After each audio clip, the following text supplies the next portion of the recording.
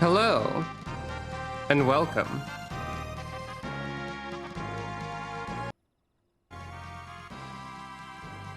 It is time for the last stream of Final Fantasy XIV Shadowbringers because we're that close to Endwalker. The only parts of Shadowbringers that we have left are the very end of the 5.5 main story and then the 5.55 main story, which are both technically Death Unto Dawn. So yeah, we have about half of Death Unto Dawn or so. Last time, the last thing we did was we completed the dungeon added in that patch, Paglethon, which means that we defeated Lunar Bahamut. And then absolutely nothing bad happened to Arenvald, probably. But we're gonna find out. Because that was the cliffhanger. That was just the Warriors of Dawn from Final Fantasy V, which is a different thing with Dawn in it. But, you know, she's sitting patiently.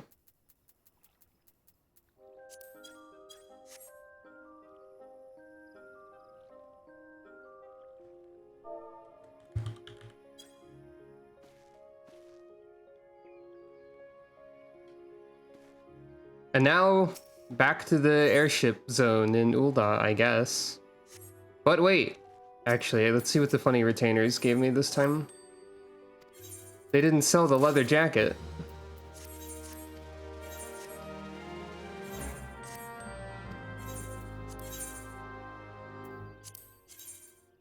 Have I been undercut slightly?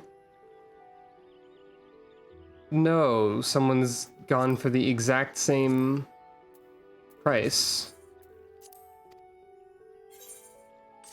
I suppose that's fair enough.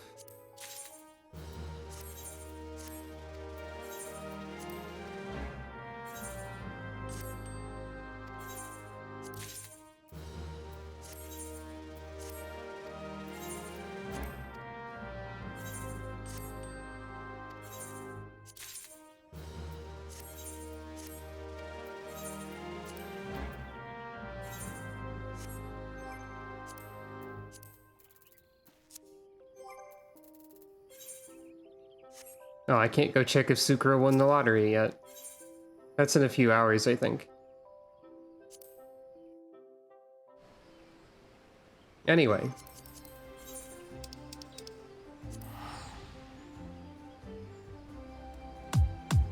Oh.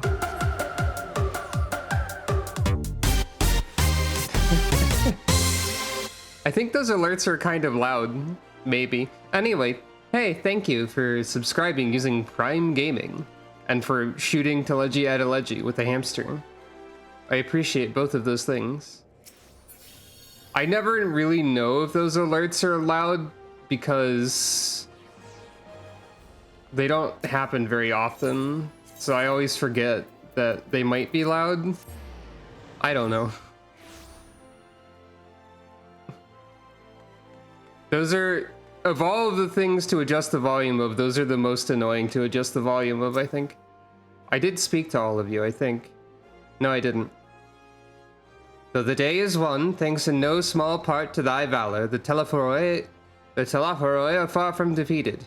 Yet be that as it may, 'tis only right that we rejoice in Lunar Bahamut's banishment into the ether. I did actually read that. Okay. When the dust settles... We're just gonna jump right into it, because there's nothing else to do. Istinian is also there.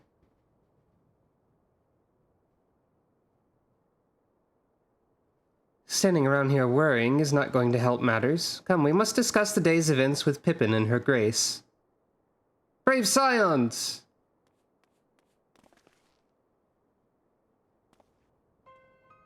Would that I could treat you to a hero's welcome, but I bear urgent news from the frontistry. Frontistry? Your Grace, whatever's the matter? As our troops withdrew from Paglethon, they came upon the 2 scouts sent to the nearby tower. I've yet to hear a full account, but it seems that one of them, your friend I believe, had been wounded and was being dragged away by the other. Oh no. I must go. Forgive me, Your Grace.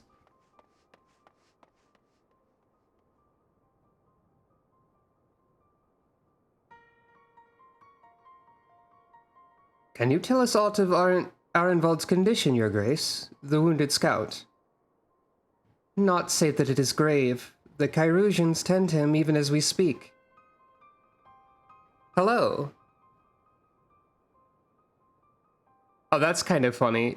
Due to a quirk of engineering, question mark, I have it set so that the chat bubbles don't display anything that starts with an exclamation point, because that is usually used for commands. So if you start a message with an exclamation point for any reason, it gets cut out. That's kind of funny. There you go.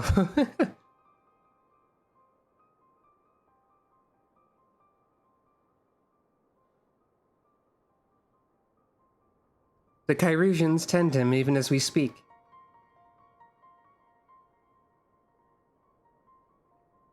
The infirmary must be inundated with the wounded. If all of us go, we'll only get underfoot. Sucro, Estinian, would you mind going after Alphino? He may need some support from someone other than me. Nod.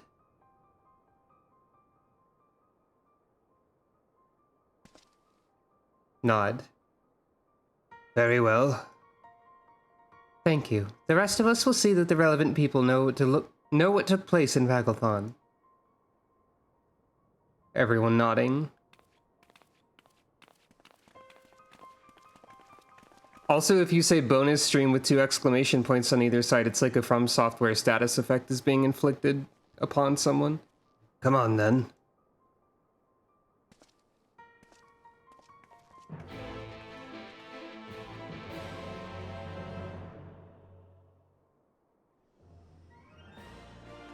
We do kind of know that it's Arenvald because Nanamo said your friend to Alphino, and Alphino is probably not known as being friends with Bordola necessarily. So in some sense, that narrows it down.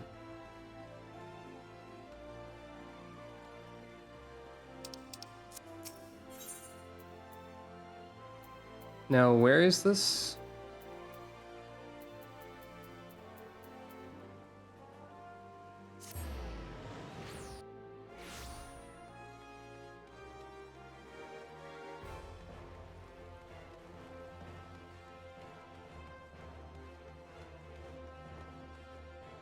Estinian.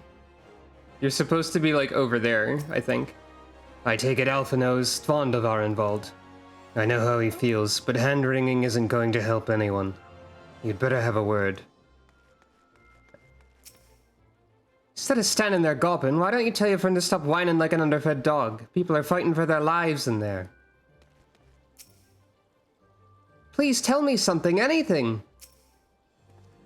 Another one come to see the lad in silver armor. Master Damelot is attending him as we speak, if he'd be so kind as to wake. Damelio? French? What did he say? Tell me his exact words. Let the Chirurgians do their work, Alphino. You're right. Forgive me. When we said our farewells to Arenvald, I was afraid that something like this might happen, but now that it has, all we can do is wait.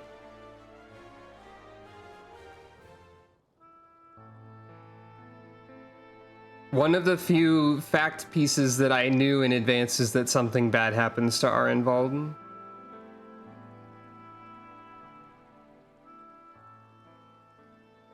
Fordola, have you been waiting here all this time?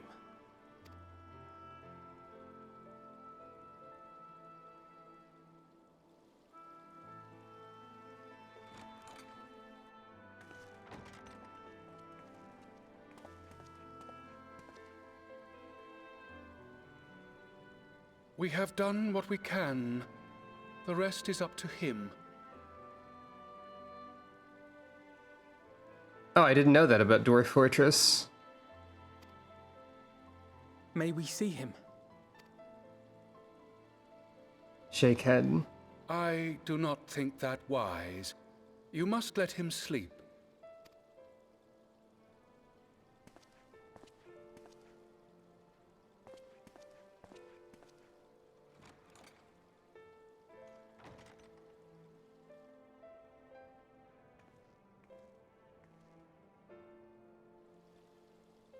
Thank you for bringing him back. He owes you his life. I just wish I had been there. Perhaps, I don't know. Perhaps I could have... Could have what? Got tempered? Don't flatter yourself. You can't save everyone. No one can. Not even the warrior of bloody light.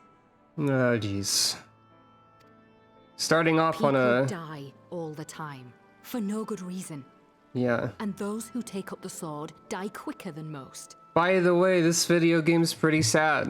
Did you know that? By the If way... you're going to shed a tear every time a soldier falls on the battlefield, you'd best stay away. It's no place for the weak of heart.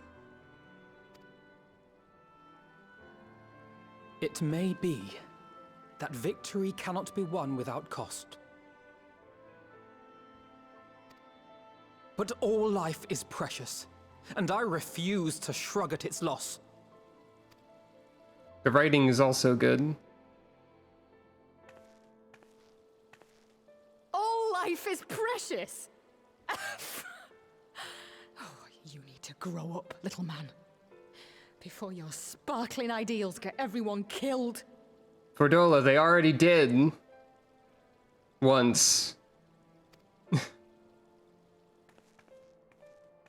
Also, I think Fordola is just... This is sort of how she takes out her frustration and anger and all that. You're right. He is idealistic. But the world Yeah. has more than its fair share of realists, like you and me. It's people like him who dare to dream that things could be better and make it happen against all the odds. They are the ones whose names live on forever. The heroes.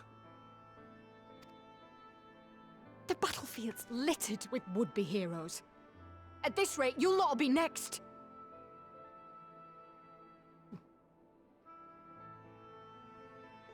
Yeah. And what'll become of your precious dreams then? They'll be gone. Like dust on the wind. All sorts of good lines in this scene already. Dreams worth fighting for don't die so easily. Like that one. Thank you, Estinian.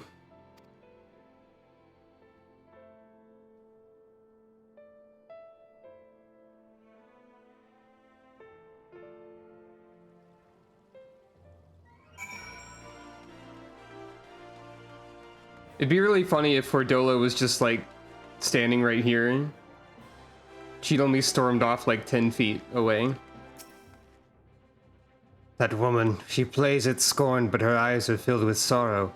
Sorrow deep enough to drown in. That's basically what I was trying to say, Estinian, thank you.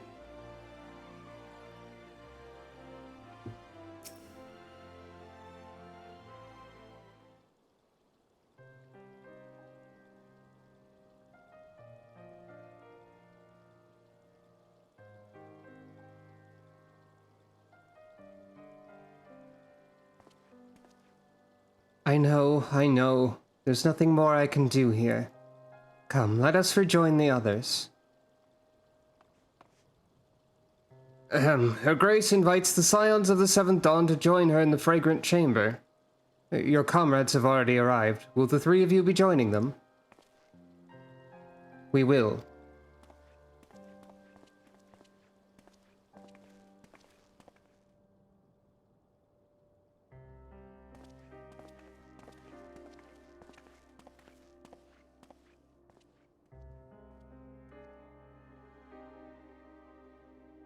Nod. Nod.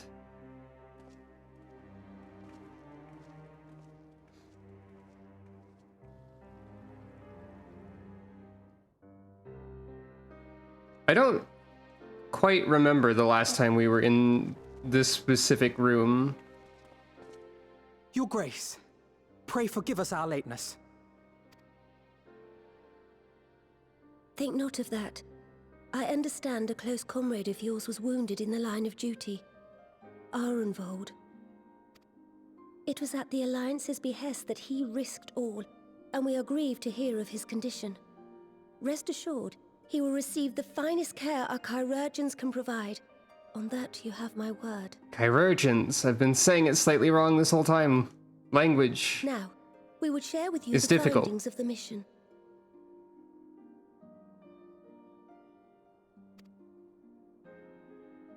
Pippin, pray relate to our guests the details of Fordola's account. It's been a while since Pippin had a voiced line, I think. Oh, never mind. I was pranked.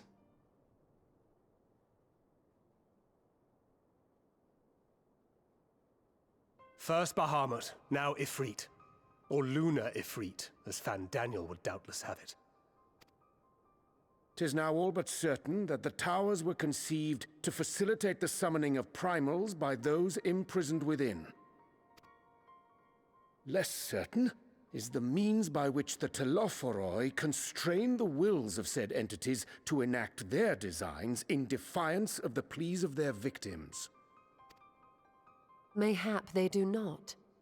If mere proximity to the towers is enough to make loyal servants of the Empire's mortal enemies, it stands to reason that the same is true for those held captive. They invoke their gods for the good of Garlemald, and in their disturbed state of mind, summon a primal whose form reflects their own alteration.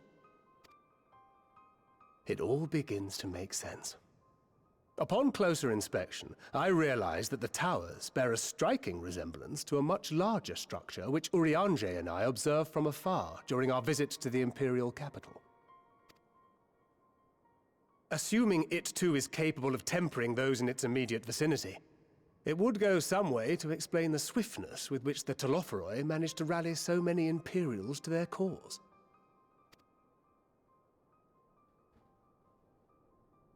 While the situation in Garlemald is indeed troubling, I fear we have more immediate concerns. Ifrit was not the only primal summoned. At approximately the same time, observers at several other towers were witness to the emergence of further such entities. I mean, I guess we could have expected this, but still, that's not good. That's bad, in fact. Estinian's in the corner over there somewhere. For a blessing, none appear to wield aught approaching the destructive power of Bahamut, and the Grand Companies are moving to deal with the threat even as we speak. It is true that if they're all like Lunar Bahamut was, then they themselves cannot temper. Which does mean that other people besides those with the Echo can deal with them, which is good, I guess. You only need to tell me where they are, Your Grace, or the Grand Companies, Your Grace. Is that wise? You only need to tell me where they are, Your Grace. I'm determined to kill. Though we are aware that the task will not be easy, we would call upon the Scions only as a last resort. Pray, conserve your strength for now. After all, it was not so very long ago that you rid us of Bahamut. On which note, I am pleased to report that our talks with the Amalja have reached an agreeable conclusion. They have pledged their full support to our cause. You know, if this pattern continues of primals that can't temper, that people can defeat relatively easily, that lead into various people becoming our allies because we stand united against a common enemy, I think Fandaniel's plan is actively undermining his goal, actually. Because not only will we prove that more, like, there's a morale boost in a sense of people being able to fight back against primals for once. There's also people who we were fighting allying with us against Fandaniel's and the Fandaniel and the Telophoroi. And like, I feel like unless that too is somehow part of his wacky schemes, Fandaniel's not doing a great job at his funny plan at the moment. It is our hope that this historic agreement will encourage other tribes to join us at the negotiating table. That too. And I know that I speak for all of the Allied leaders when I say that we will welcome them with open arms at such time as they do. Of course, this was only made possible by the feats of heroism performed at Paglfan. Moreover, we shall not allow the sacrifices of those fallen in battle to have been made in vain. As hope leads to victory, shall victory lead to a new dawn for Eorzea. Unless Fandaniel's funny plan is like, and then once everyone is hopeful, I will kill them all more because it's better to kill people when they feel like they can win or whatever because I'm evil. Whoa. Then I don't think this is gonna go well for Fandan the Plan Man. May these words ever be our guide, Your Grace.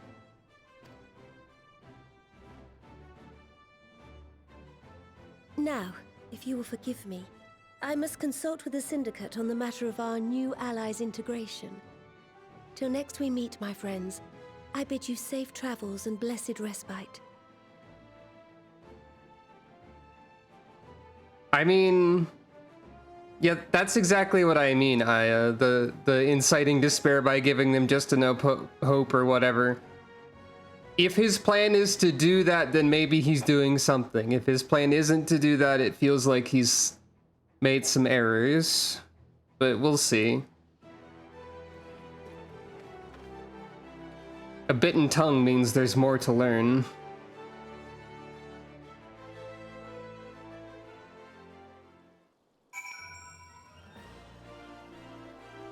That sounded very fancy of me to phrase it that way, didn't it? I guess. If there's no reason to linger, I will take my leave. Joke's on you, Estinian. There's a roof. You can't jump away. You'll have to run out of the palace first. Alphino knows only too well that sacrifices are an unavoidable part of conflict. But knowing something does not change how one feels about it. You yourself have shared adventures with Arenvald, have you not? Then I shall say no more. Oh, do we? Yeah, we do. Including Sucro, this is 8. We've got 2 tanks. We've got at least 2... We've got 2 healers and 4 DPS, if Graha is DPS. And Urianger, Alphino are the healers, Thancred, Sucro are the tanks. Alize, Ishtola, Graha, Estinian are the DPS. Actually, a full party composition, thanks to me being a tank right now. But actually, even if I wasn't, I think it would be, because Graha can do anything, so... Yeah, that's fun. Amidst this great push for peace with the beast tribes, we would do well to remember that old prejudices yet remain. It is a delicate political dance, and I do not envy the Sultana her task, nor any alliance leader. With the secrets of the towers thus laid bare... In Grahatia voice, but also somehow Jevel, I can do anything. Oh no. Chaos Graha. The new ultra rare pull on the gacha. Graha, but if he was actually evil when he did the pretending he was evil thing. SSR 5-star. The entire sentence I just said is the title of the character in the gacha, and you have to read the whole thing every time, and it like sort of scrolls awkwardly. With the secrets of the towers thus laid bare, our duty to prevent further abductions taketh on new import. Fail in this, and our enemy shall punish our negligence with a plague of primals.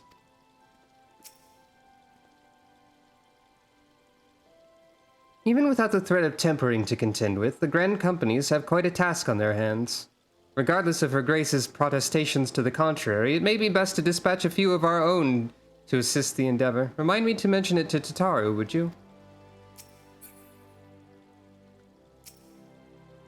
Though we've won our first battle against the Telophoroi and made significant discoveries to boot, the war has scarcely begun. We must steel ourselves for what lies ahead.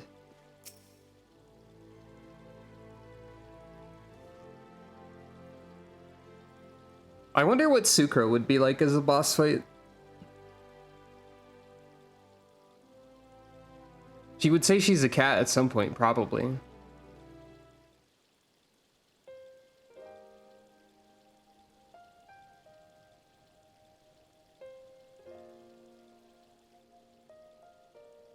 Right then, unless anyone has any objections, I think it's about time we return to the Rising Stones. The fight against Ardbert? I guess that has happened. But Sucro's not a warrior, so that would be pretty different. And that includes you, Alphino. Arenvald is in good hands here.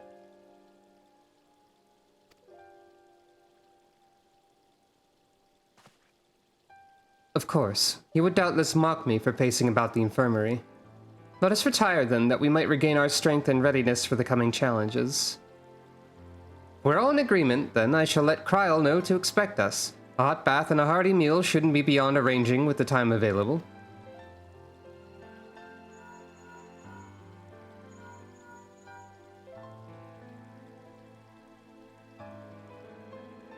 It will be good to be home. I have some thinking to do.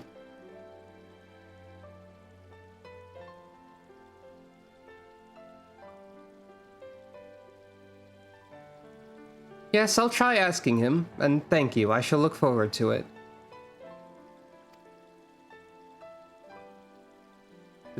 For the most part, Sucro is mainly a paladin, but like I think there's a lot of like summoner themes in how I imagine her fighting if I actually had like more control over that. I had some sort of idea where she'd be like a jewel knight or something and summon different, I don't know, like swords from jewels instead of carbuncles, and like switch to different sort of modes based on which gemstone she was using, that sort of thing. But that describes more of Sucro in an RPG mechanic, like as a player character with mechanics in a different game than Sucro as a boss fight, probably. I thought a little bit about how Sucro would be a Toho boss for some reason. Our comrades eagerly await our return, and Kryl in particular has a few matters she's keen to discuss, one of which concerns you, Istinian, believe it or not. You will join us, won't you? Everyone looks at Istinian. Fine. Nod. Really? I thought you said you were avoiding that Baldessian woman.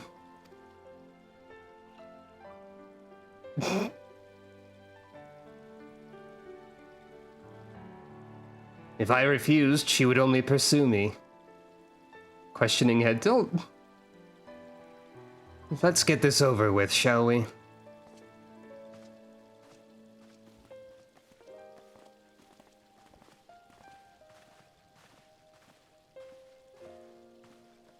Ah, that makes sense. In the Sage questline, you do fight, like, sages that are, like, slightly sort of evil temporarily. But I think they mostly just shoot lasers at you like a sage does.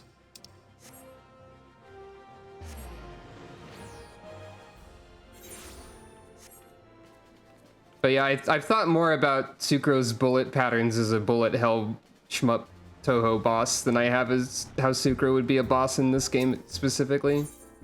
For some reason. Yep, more than temporarily. Yeah, I guess so. Welcome back. I expect you must all be exhausted. Ere you take your rest, however, I would beg a moment of your time. Yeah, what's up? Thanks to Arenvold's selfless efforts, we may now be confident that we understand the function of the towers.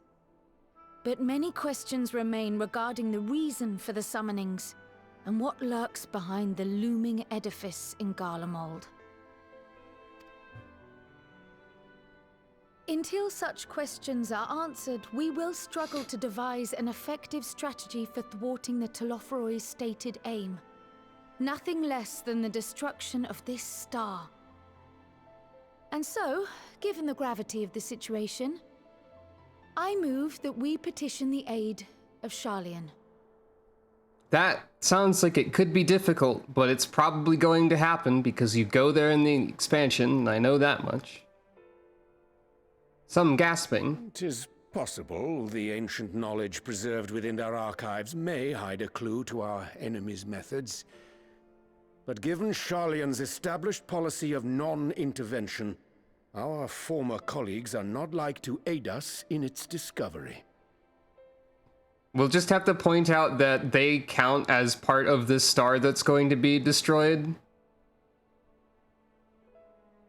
And then they won't care anyway, but then they'll get destroyed and we can steal all their stuff. It'll be fine? Question mark?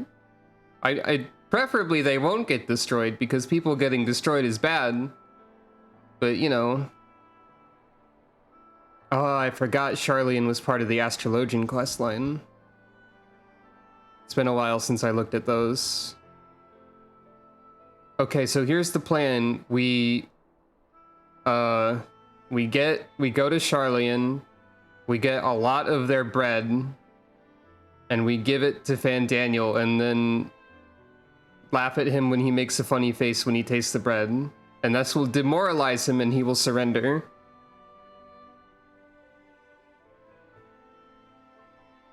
There's no problems with this. Oh, I well remember what they're like. The Forum's barefaced refusal to assist you in the days prior to the calamity must rank as Sharlayan's most shameful act since the Exodus. But were the final days to be reenacted, it would spell doom for us all. Surely even they cannot turn a blind eye to that. I bet they could. I trust we are all of the same mind on this matter. Urgent as it seemed, I took the liberty of petitioning the Alliance for leave to act as Eorzea's emissary, and have since received their blessing. I presume your role as a student of Baldessian will carry some weight with the Forum? One can but hope. If truth be told, our organization has been a shadow of its former self ever since the disappearance of the Isle of Val. But the name does still retain some degree of prestige. I only pray it will be enough. I wonder if this cutscene is very slightly different if you've done all of Eureka, because that takes place on the Isle of Val, having re-emerged mysteriously. At least part of it is there, I believe. If there are no objections, I shall depart for Sharlayan at once. But before I do, I should also mention the other matter to which I would devote some time during my stay. I tried Eureka and it was boring to me. I tried Bozja and it was better than Eureka, but still a bit boring to me. I got to a point where I'd have to wait to be thrown into a specific raid, which randomly happens. Not actually randomly, but like randomly enough. And then I just never did that. I mean, yeah, I just mean, when I said, I wonder if this would be different, I just mean like, I wonder if the cutscene would acknowledge Eureka progress slightly. Hey, what's up? After hearing what transpired in the first, I began to question the true nature of Hydaelyn's blessing. A topic I have discussed at some length with Y'shtola. Makes sense. We were wondering, when was the last time Hydaelyn spoke to you directly? That's a great question. Near the end of the Dragonsong War, that day in the Crystarium, or ... That day in the Crystarium? I don't think that was actually Hydaelyn, or I don't really remember that. Look, I don't have a great memory, so I don't actually know the answer to this. This feels like this answer here feels incorrect. Right. Yeah, I don't think that was actually Hydaelyn, if we heard that voice. So, I'm guessing that near the end of the Dragon Song War would be more accurate.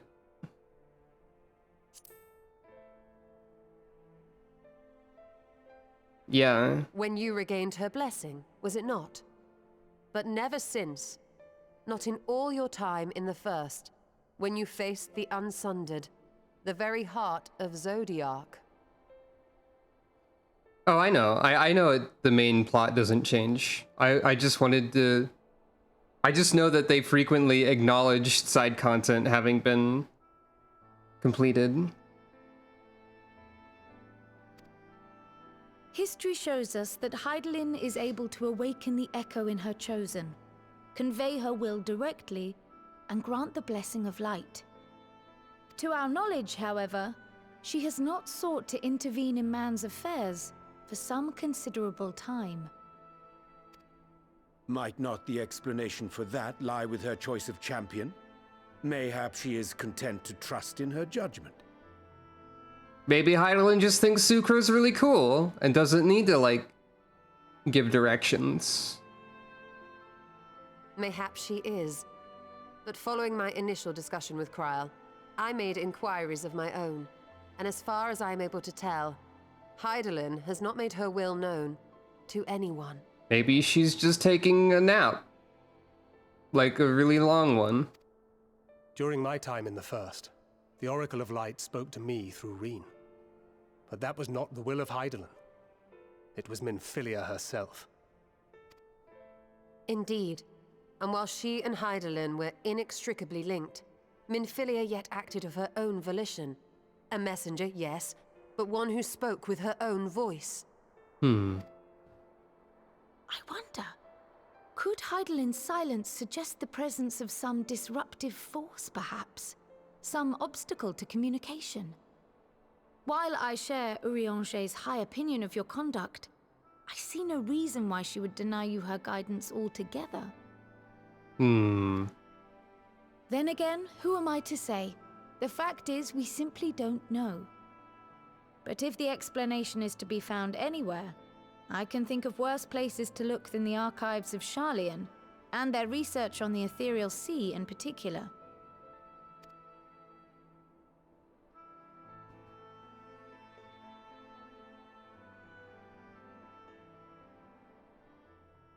Resolved though I am to go, believe me when I say that I take no pleasure in the thought of leaving you a member short. Now, of all times.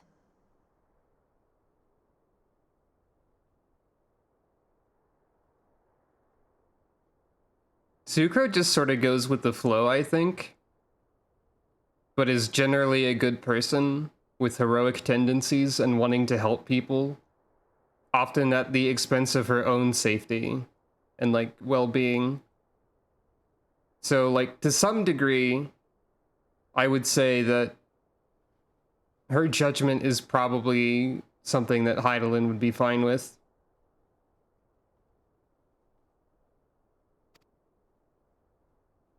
Estinian, we stand on the eve of a struggle that will decide the fate of this star. One in which we Scions may play a telling part, yet we are but few in number.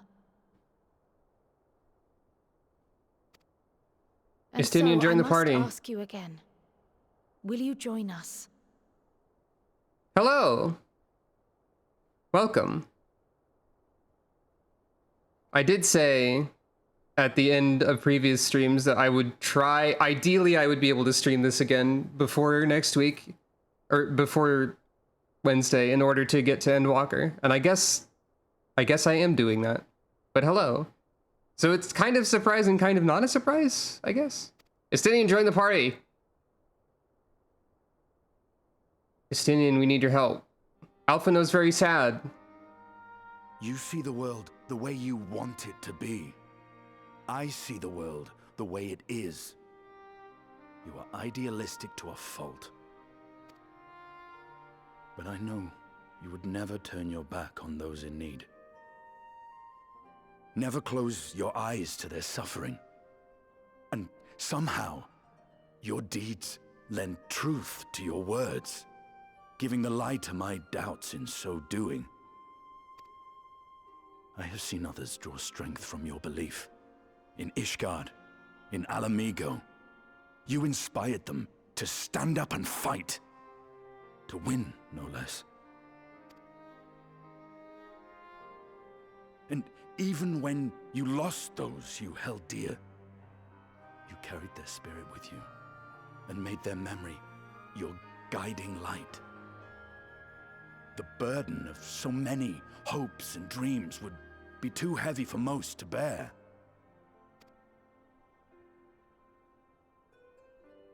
But you bear it willingly, as you have shown me. Some dreams are too important to let go. Alright. The game's getting me again. This is a really good speech. Thank you, Estinian. If you have need of my strength, it's yours. After all you've done, how could I refuse? Yay. Thank you, Estinian.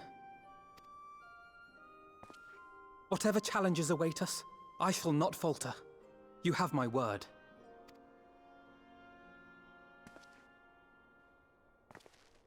Alphinaud's very happy. Graha's also happy. And now, I may bid you farewell. Musical Safe in the Jingle knowledge that Estinian all has is joined as the it should party. be. Finally. In this little Finally, corner of the world, indeed. at least.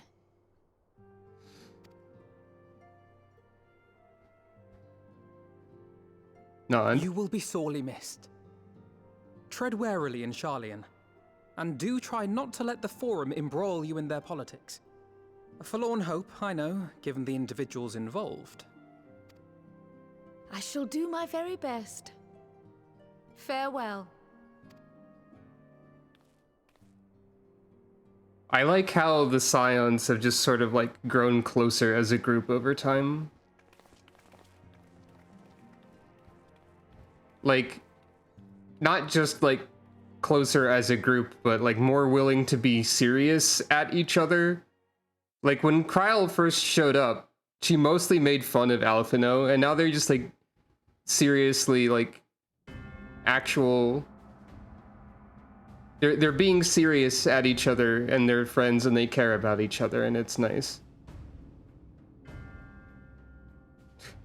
Xenos, meanwhile, is trying to find out what kind of weapon he wants to use today.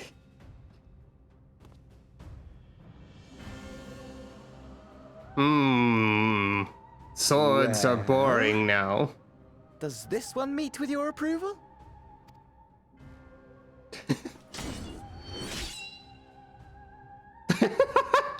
Apparently not. Or could it be that you're still upset about the dragons? Friendship ended with katanas again. You are unwise to remind me of so costly a failure.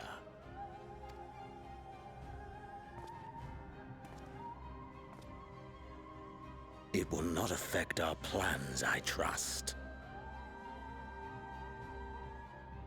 Yeah. There's definitely good... Oh, This... hardly at all. Daniel, please. Admittedly, the chances of us being able to procure any more Mericidian dragons are rather slimmer following Tiamat's reappearance. I love Xenos just sort of staring at him blankly. We have only to wait for them to quicken. Every scene with these two is really funny because Xenos barely reacts to anything Van Daniel does. Unless throwing a sword at him, I guess. Speaking of preparations, is it safe to assume that you will be ready to control you-know-what? The hour draws nigh. This nation, forged for Ascian ends, will finally prove its worth. A mighty empire, now no more than an instrument of this star's destruction. What a pleasure it will be to put it to use. I was really hoping Van Daniel would continue to prance and like go off the screen without the camera angle changing again. Because I was gonna say it was really funny to just be like focused on Xenos standing there, not even reacting, as Fandaniel like moved everywhere and the camera didn't follow him. Still very funny scene though. So what do we got here? We got axes. I recognize some of these weapon models a little bit.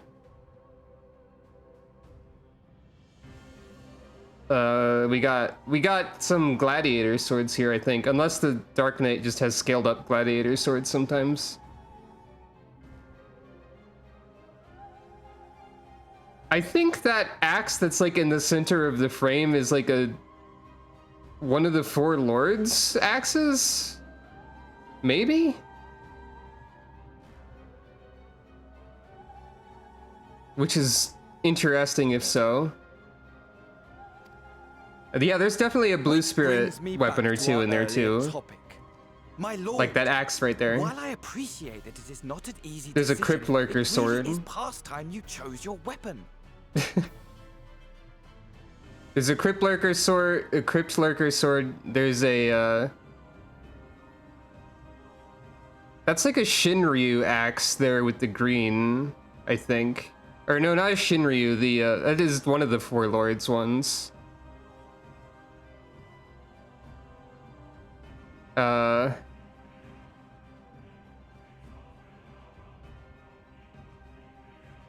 I'm just really interested in identifying the. There's like a.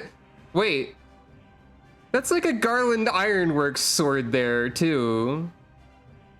Or one of the ones Nero made for Stormblood.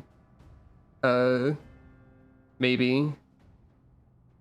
I think there's a club over there, so Fandaniel also went to the PvP vendors.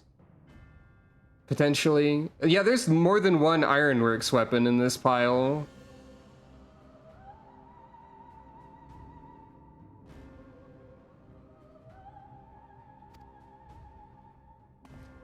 There is one that I have been meaning to test.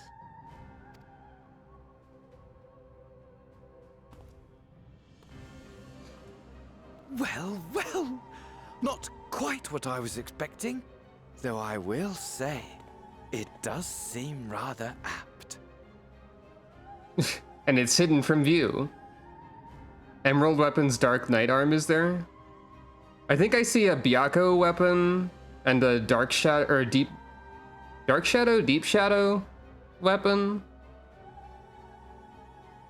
I don't know what like it looks kind of like a great club of some kind that's like a blue crystal that's to the right of Fandaniel. I don't know what that is. I've never seen that one before. There are definitely some gladiator arms in here because there are smaller swords. I'm drawing this cutscene out way too much. Oh, interesting.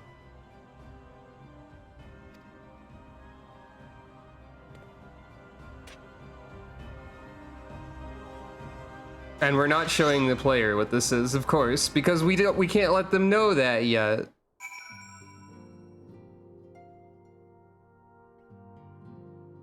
Anyway, it strikes me as rather odd that rather than marching on one of the city states, that Talaferoi have so far only made sporadic attacks. I doubt they'd go to the trouble of putting up all those towers if it was all they had in store for us. Pillar Man. Oh no. The sudden appearance of the towers will surely not have escaped the Forum's notice. I would like to think that they would be receptive to Cryo's request for cooperation in investigating the matter, but unfortunately their reputation would suggest otherwise. If I am to pursue this course, I must be prepared for the hardships that lie ahead. If you've need of my lance, I'll be ready. If not, I'll be reserving my strength in preparation of the next battle. Stand user. But since you're here, I have a question. The Scions are in close contact with the East Aldernard Trading Company of Kugane, yes? I was wondering if they could place an order for some sun-dried squid. I don't seem to be able to find it in these parts. A throwaway reference to Estinian's love of dried squid was not something I expected. Though we know not the full extent of the Telophoroi's schemes, preventing further abductions must take precedence above all else. For therein lieth the key to depriving our enemy of its most potent weapon. None can deny that Heidelin's blessing has been a great boon to our cause, but much remains unknown with regard to her true intentions. Given everything we've learned from our encounters with the Ascians, we must keep our minds open to any and all possibilities. There's already a stand user in Final Fantasy XIV, and it's Urianger over here. You can tell because of the poses that he does sometimes. Amidst all the fighting, it's easy to forget what we've achieved, isn't it? I mean, we cured Tiamat! Tiamat, for heaven's sake! You will tell me if I become insufferably smug, won't you? Because the way things are going, it feels like a definite possibility.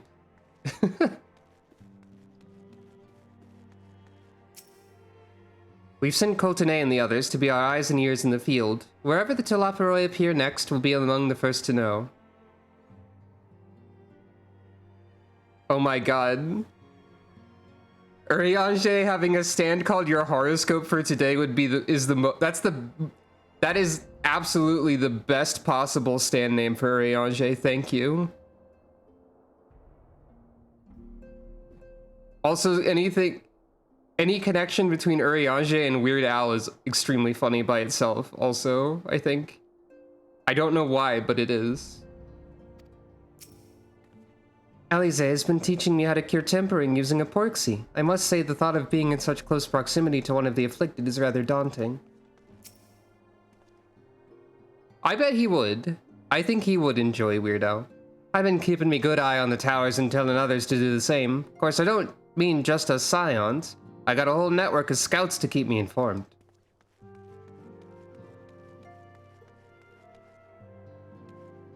What are you clowns up to over here? When the tower rose up in Yangsha, my first thought was to stay in Doma to keep my grandfather safe. But when we heard the news of Bahamut's return, he bid me return to the Rising Stones and aid my fellow scions. Or to aid. He sends his regards, by the way. Though Arenvald and I both served as scions, I'm afraid I have had few opportunities to speak with the lad. I do hope he's fit to return to active duty soon. I know, I'm gonna talk to Aenor and then maybe not read what she says. Yep.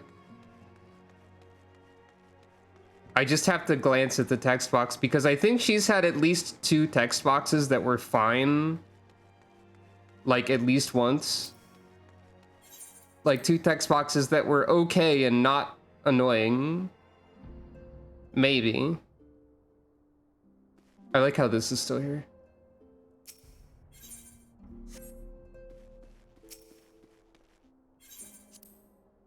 There is like a 2% chance that Aenor will say anything of value at any point.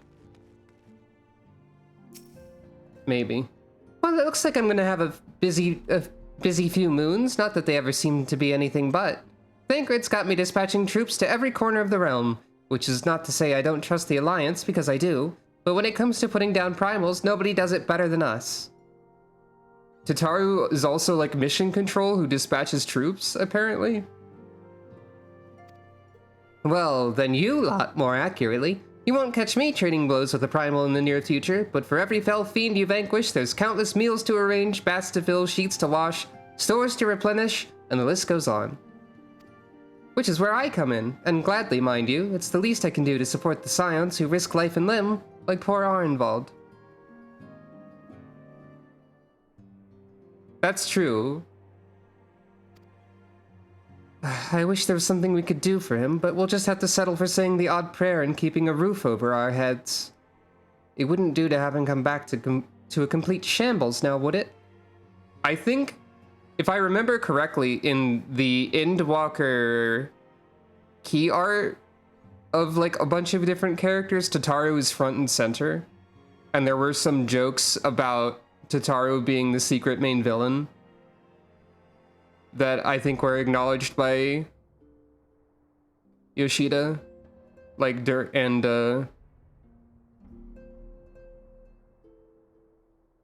Like, they were acknowledged by people during a live letter or something, I think. And laughed about. But that's enough of my rambling. Off you go and get some rest. If there are any developments, I promise you'll be the first to know. No comment. Not for naught. As of this moment, you're under strict orders to get as much rest as possible. After all, we need our lady fighting fit when the Telophoroi rear their ugly heads again.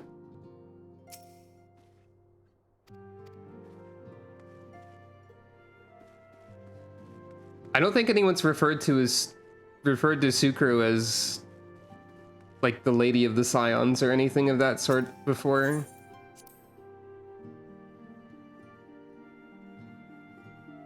Tataru calling her Our Lady.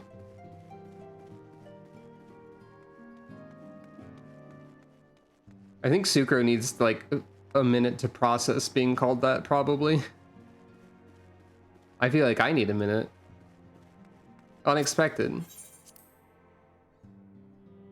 Kind of a cool title. Maybe. Anyway, time to not get any rest. The company we keep.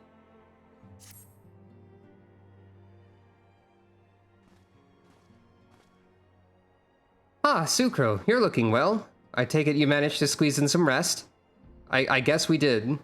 If you came hoping for tidings from Kryl, I'm afraid we're still waiting, but we do have some odd scraps of news to share. Scraps, she says. Lunar primals have been popping up all over the place, but the Alliance has the situation well in hand, thanks in no small part to Hoary Boulder and the others. Meanwhile, talks with the Beast Tribes are going even better than expected.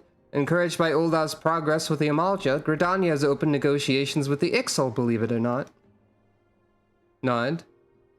All of which is obviously very encouraging, but with the Telophoroi still out there, it's not as if we can afford to lower our guard. Nod.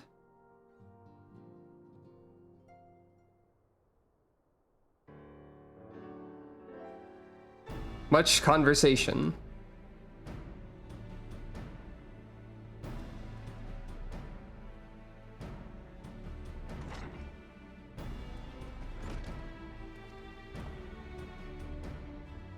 Begging your pardon, but I come bearing an invitation from the Alliance.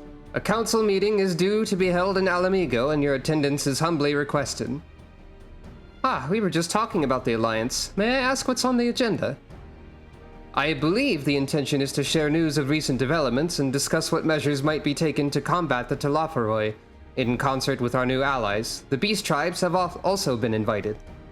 It is hoped that they will join us in the fight against our common foe. So the Alliance would bring all of the Beast Tribes into the fold at a single stroke. An ambitious plan, given the delicacy of the negotiations, but mayhap an expedient one considering the threat we face. Indeed, my lady, and for their part I'm told the Beast Tribes have agreed to attend. If the Scions too are present, all of Eorzea will be represented. Nod.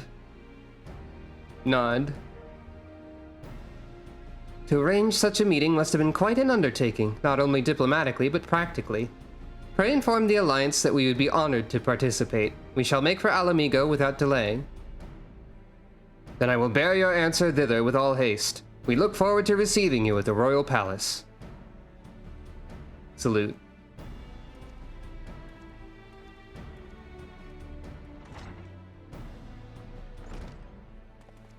Well, now that we've accepted the invitation, who exactly is going to attend? I move that you and Y'shtola lead our contingent. Given how long you've worked to end summoning, it's only right that you be present for what promises to be a historic moment. Nod. ×2. I think we've all played our part in that little endeavor, don't you, Sucro? Nod. All present may rightly claim a seat, I do quite agree, but by your leave, I believe I shall remain here and lend what assistance I can to the coordination of our defensive efforts. I'm not coming either. Emmerich will be there, and I'd rather not be interrogated. Very well, then. While those with a mind to hold the fort get on with holding it, I suggest the rest of us make for Alamigo, shall we?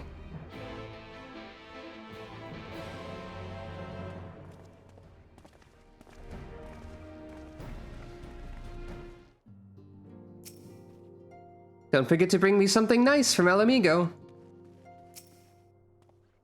I shall take this opportunity to gain a better understanding of Sir Estinian. Being Elizan of like age, 'tis possible we have interests in common. Mayhap I shall begin by lending him a favorite treatise or two from my collection. Oh no, this is going to go terribly. But hilariously. Don't worry, I have no plans to return to roaming in your absence. I know you'd only chase me if I did. You all have anything different to say? Nope, not really.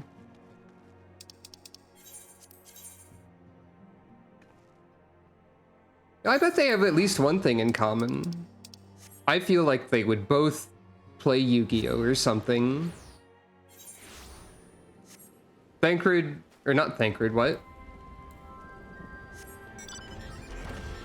Estinian wouldn't admit it, but he probably would also play a funny collectible card game.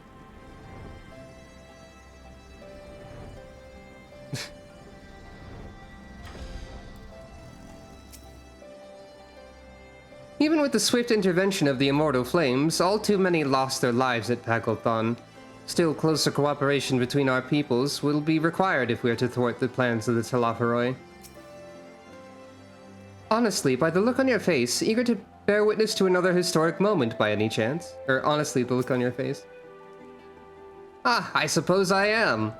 And the fact that our cure for tempering made it possible only heightens my anticipation. The Amalja cannot be the only tribe to have been targeted by the Telophoroi, and none of them will have taken kindly to having their people enslaved nor their gods turned against them. Like the city-states, every beast tribe has its factions, each with their own agenda, making peace a complex proposition. But if the Alliance can come to an understanding with their leaders, it will be for them to resolve internal politics.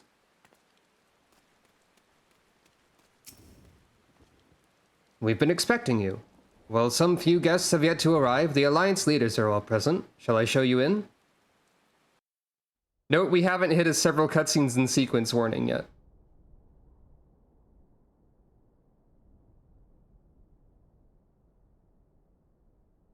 I just want to throw that out there. There's gonna be one, I'm sure. There has to be.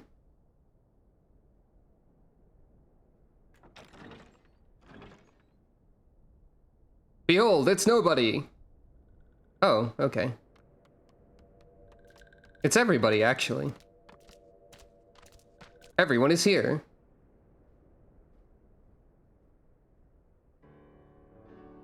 It's pretty cool to see all of them here, actually. Esteemed guests, you honor us with your presence. As there is much to discuss, let us begin.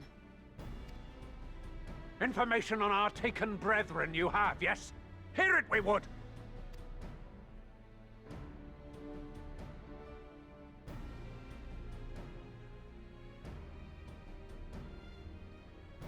Ah! Beyond forgiveness these good scream. Ones are! With rivers of blood shall they pay. Freed our people must be! I wasn't expecting the yell.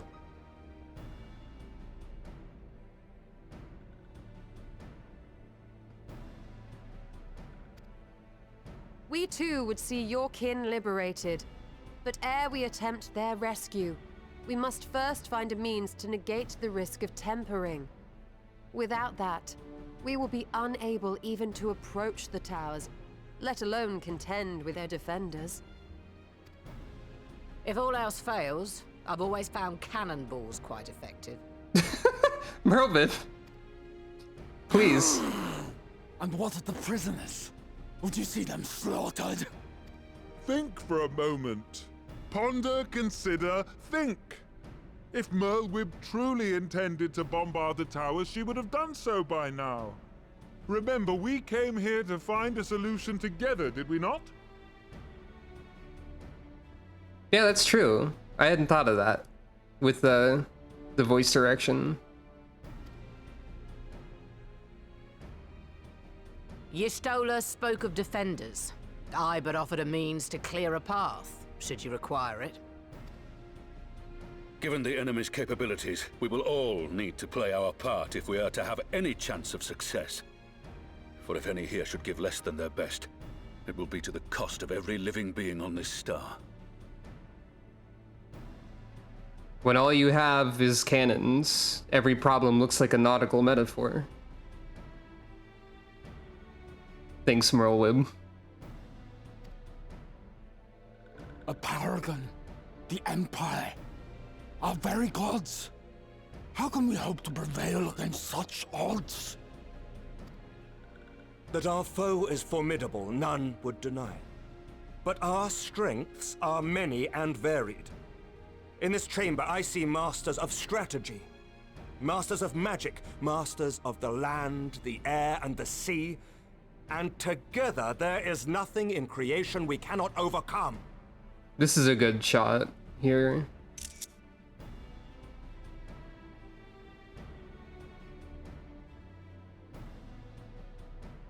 Emmerich sang this line when looking at the character select screen in Advance Wars. I see masters of strategy. Masters of the land, the air, and the sea, etc. I see a cat, or 3. Masters of money. Yeah, exactly.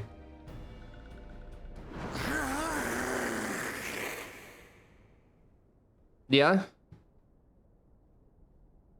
I beg your pardon?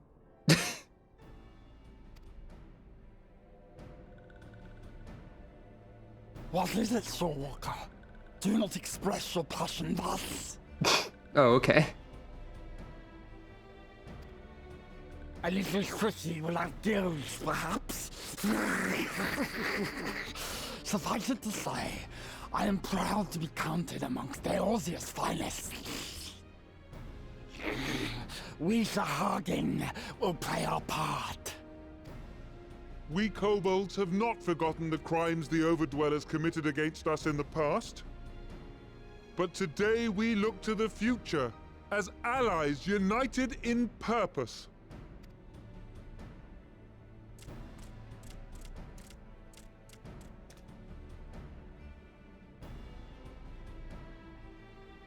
Ah! Make mock of the Ixal, the Paragon does! Turns kin into puppets! Pits brother against brother! Free them from his grasp, we shall! As Patriarch Zadar will attest, the Scions have granted us a means to free your brethren from their thraldom. This boon we will gladly share, that your people might never be enslaved again. And yeah, this is really good. We accept! We accept! Praise be! Praise be, said one of them, I think.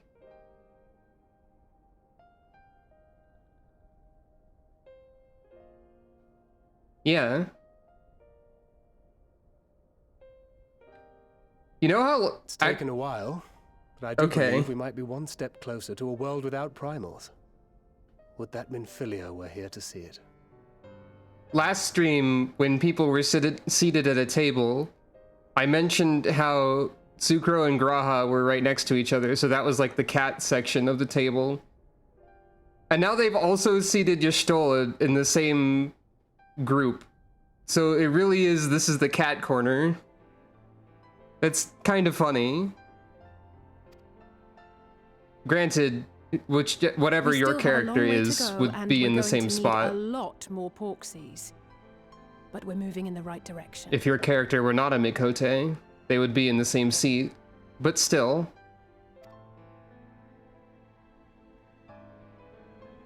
Not. If I may have your attention, there is one other point I would like to raise. As we can all agree, freeing those held captive must take precedence over every other concern. But experience has taught us that none save those with the capacity to resist tempering can hope to enter the towers unscathed. And even once inside, a still greater threat may yet await them, that which we call a primal.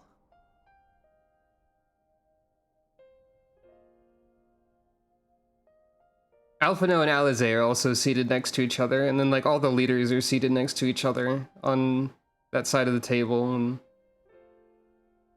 like there's deliberate decisions with who's seated where, probably. Needless to say, if we are to succeed, engaging with such foes can only ever be considered a last resort. And so I move that we seek to prevent them from being summoned in the first place. And how do we do that, Alphino? Yes! Both prayer and ether are needed for the ritual. Should either one be denied, the summoning would fail. Good point. I mean, yeah, that's also true. Seating arrangements are probably planned often. Indeed. And so we must endeavor to discover the source of the ether on which the process depends. Do so, and it may present a way to halt the summonings, or perhaps even neutralize the towers entirely. A promising proposal. While you are conducting your investigations, however, we will need to remain vigilant, lest the Telophoroi commit further abductions and summon primals ere we have the means to prevent them. To stand a better chance of keeping our enemy at bay, we would do well to coordinate our defensive efforts, sending reinforcements to assist our neighbors when needed. We Amalja would have been overwhelmed were it not for our newfound allies. But say the word, and we shall come. Group nod. I see we are all in accord. But what are we to call this proud fellowship of ours? I submit that the honor of naming it should go to the scion whose brave efforts have done so much to unite Eorzea. What say you, my friend? What?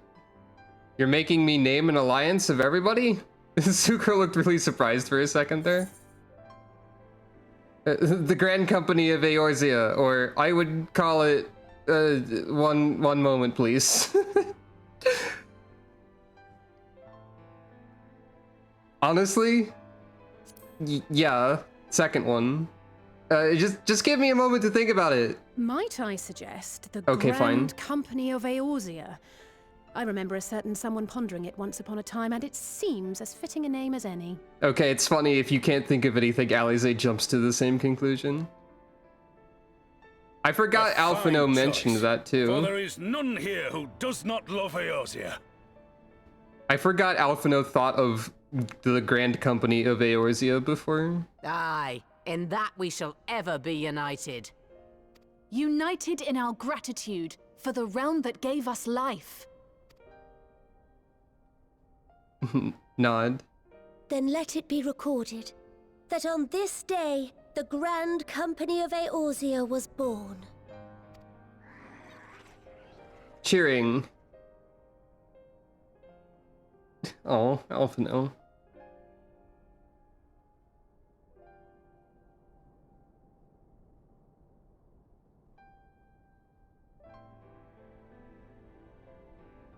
How long have we dreamed of this moment?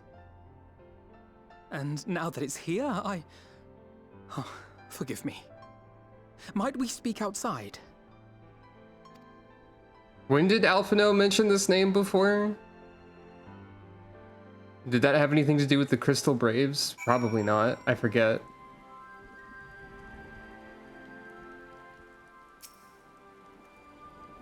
It's a pity it took the threat of annihilation for everyone to cast their grievances aside, but better late than never, I suppose. The name is the Grand Company of Eorzea. Alize suggested it because Sucro said, one moment, please.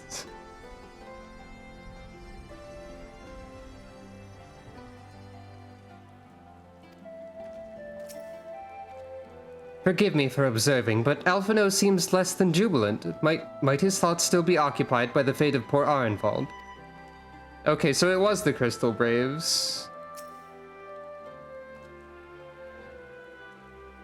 The Grand Company of Eorzea. I wonder what Riel and the other former Crystal Braves will make of it. I guess the game answered my own question. Yep. We have won over the leaders. Now the leaders must win over their own people. No small task, I grant you, but we have come a long way since first we joined with Minfilia to bring an end to summoning. A long, long way.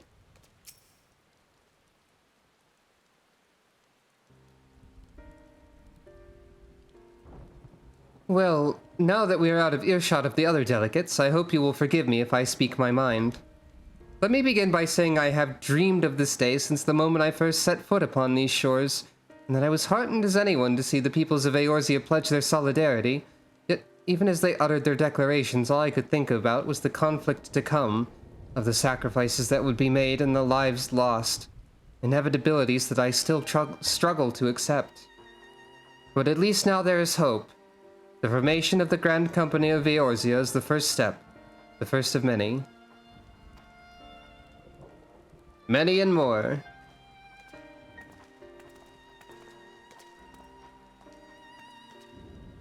Elder Seedseer, how may we be of service? I seek Master Alphino's assistance in a matter involving Gridania's neighbors, the Sylphs. Questioning head tilt. I know that you and yours have long kept a weather eye upon the crystal trade, the better to predict the coming of primals, and so you will be familiar with the Sylphs of the Ashcrown Consortium. Through their dealings, they have cultivated relations not only with the city-states, but many other communities besides. Communities such as the Beast Tribes. Nod. Just so, it is our hope that we may make use of the Sylphs' established lines of communication to coordinate the efforts of our new fellowship. Yet there remain certain practical differences between the Trade Consortium and a Grand Company. If the Sylphs are to perform their task effectively, they will require the counsel of one versed in the operational aspects of an armed force. An armed force founded with the selfsame goal in mind, no less. Nod. The Crystal Braves, yes. Forgive me, Master Alphino. I know that it was a painful chapter in your life, but the experience may yet be made to serve the realm. In my hubris, I plotted a course for the Crystal Braves which stretched far beyond the Order's initial conception, one intended to pave the way for the founding of what I intended to call the Grand Company of Eorzea. But my plans all came to naught. Built upon a frail foundation of lofty ideals, the Order was doomed from the first to collapse under the weight of more worldly interests, and I have no wish to see this new endeavor suffer the same fate. Mayhap I ask too much of you. Not at all. You may count on my assistance for what little it's worth.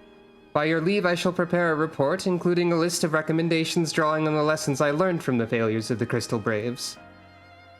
You have my gratitude, Master Alphino, and my trust.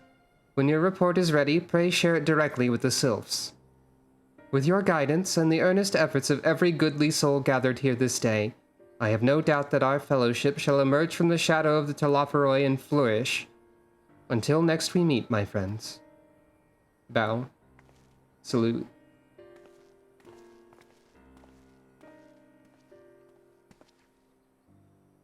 Before committing anything to writing, there are a number of people whose thoughts I should like to hear. Former Braves, you understand. Might you join me in seeking them out? As if you have to ask, or I can't think of an excuse not to, so yes? As if you have to ask. Thank you. As someone who witnessed the Order's rise and fall, yours would be a reassuring presence. I'll join you. If you're planning to canvass the opinions of your former comrades, it will be a lot quicker if we share the task of questioning them. Then mayhap Graha can lend a hand as well. I shall accompany Thancred back to the Rising Stones. Between us, I dare say we should be able to provide an accurate enough account of the day's events. Leave it to me, says Graha. We should be glad of your company, Graha. I shall explain the details on the way. Everyone nodding. It's become a habit to say the emotes that people are doing out loud at this point, but I wonder if I should be doing that.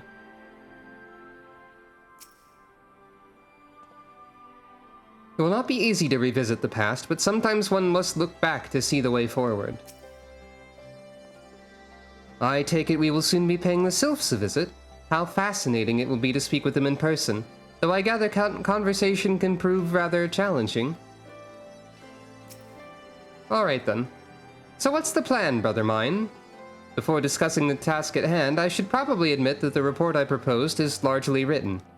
Not long after that fateful day in Ul'dah, I penned a detailed account of the organization's history, from the events that led to its inception to the failings that brought about its demise.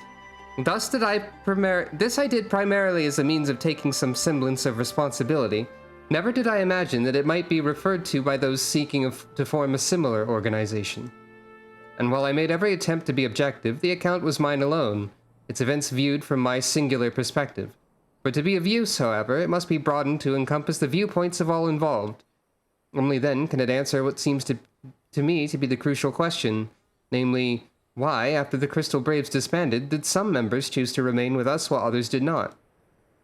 I see. You think the answer will tell us something about the nature of the ties that bind our new grand company together, and that this knowledge might help us to prevent it from falling apart when those bonds are inevitably tested. Nod. That is my hope, yes, but the questions I would ask are uncomfortable to some. As the former commander of the Crystal Braves, I doubt that all those who abandon the cause would welcome my inquiries. Then Graha and I will just have to try. Meanwhile, the two of you can talk to the ones who kept the faith. A fine suggestion. Have care, however. Certain of my former comrades are of questionable character, so keep your wits about you and let us reconvene in Gridania later on. Nod. If you have no objections, I have a mind to begin by speaking with Riol and Alian. If memory serves, the two of them will be attending an intelligence briefing at Castromorians. Let us seek them out there. Nod.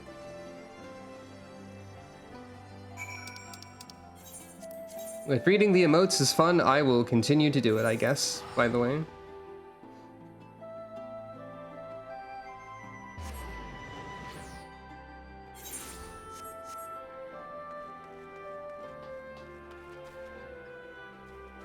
How's everyone doing around here? Oh yeah. You're... Which quest line are you for? White Mage, right.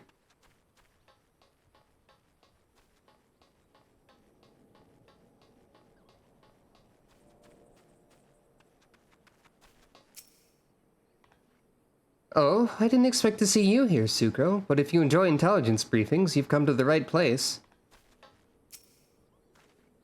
While such briefings are seldom exciting affairs, their importance in coordinating our efforts with our allies cannot be overstated. In that regard, Alian and Riol have been most dependable. This really is several cutscenes we'll play individually. Well, look who it is. What brings you two here? Wouldn't have anything to do with the big meeting, would it? In a manner of speaking, I've been assigned a task, you see, for which I require the assistance of former members of the Crystal Braves.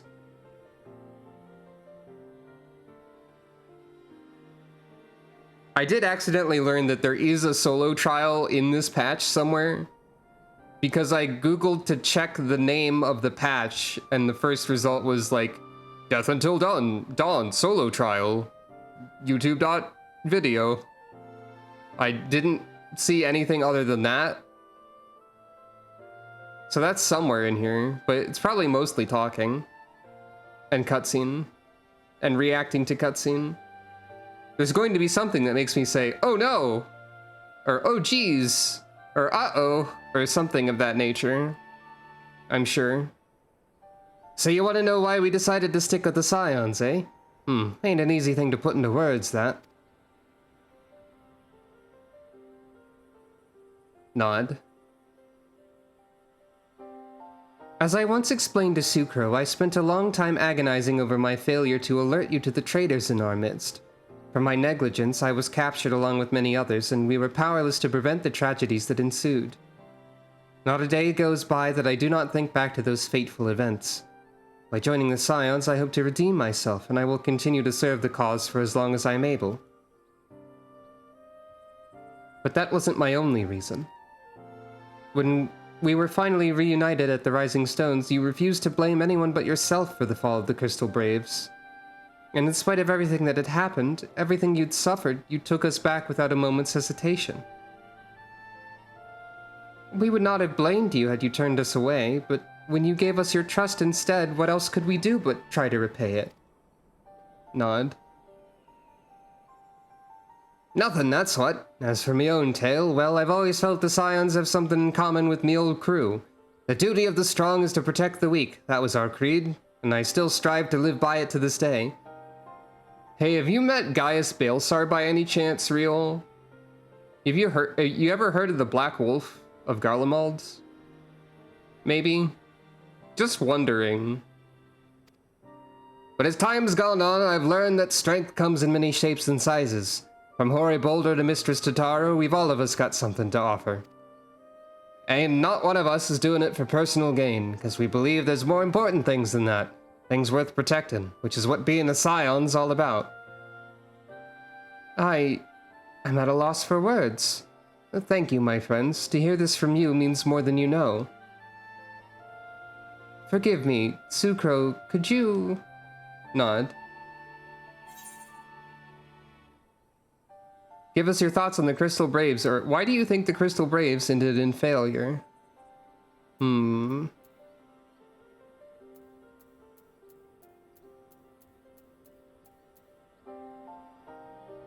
Give us your thoughts on the Crystal Braves.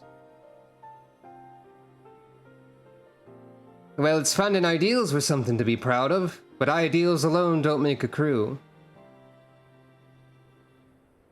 Player 2 Thancred. Eye patch friends, yeah. You say Real is Player 2 Thancred, but allow me to suggest the following. Real is the character in the Soul Calibur 3 strategy game campaign that you encounter who has a moveset that's similar to Thancred's, but not exactly Thancred's.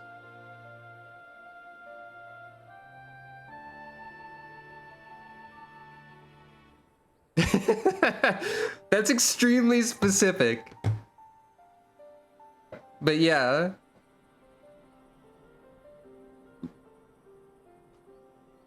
That's extremely the vibe that he has now that I think about it. That's really funny. Ideals alone don't make a crew. For every swab who signed up with good intentions, there was another who was only in it for the coin or the glory or both. The coin, the glory, or both. Ours was quite a disparate band, and while I will never forgive Ilbert, the fact that we managed to function at all was thanks in large part to his efforts. Just a pity he was doing it for all the wrong reasons, eh? Only takes one bad apple, they say, and the Braves had a barrel full of them. Not like the Scions. We might look like a ragtag band of misfits, but deep down, we're all just Scions and sinners. Wait, no. We've all got that shared sense of purpose. And why? Because Tataru sifted out all the glory hunters before they made it through the door. I see. So while our ranks comprise a diverse range of people, each with their own individual strengths, we're all united in purpose. Thank you, my friends. With your permission, I shall make a record of our discussion and refer to it when drafting my recommendations. Until we meet again. Nod, nod.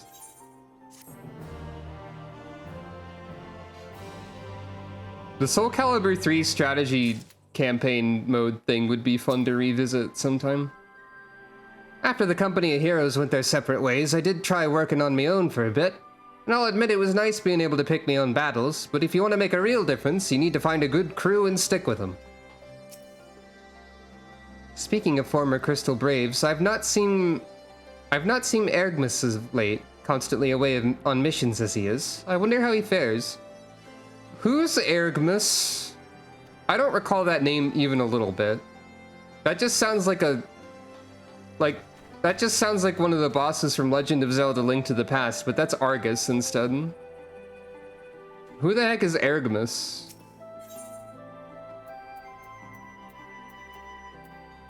Lemon Muffin? Those are nice.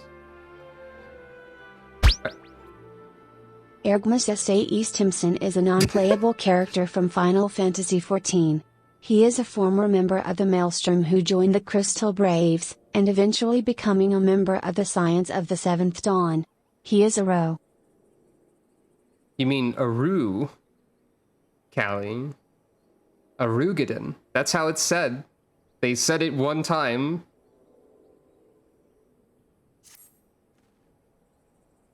Well, I think we haven't taken enough.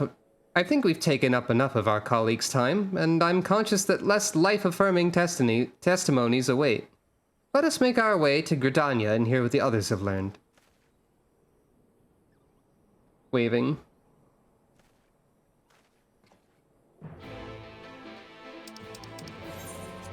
So, I don't remember Ergmus at all, but I also don't remember which jerks who betrayed us and then lived exist still. I don't remember who's alive of the jerk squad, the rude squad.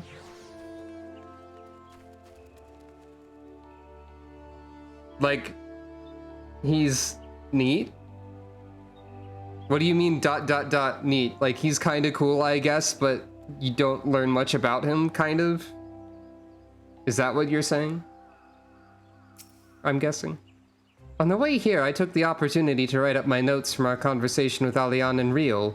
All that remains is to add Alize and Graha's findings, whatever they may be.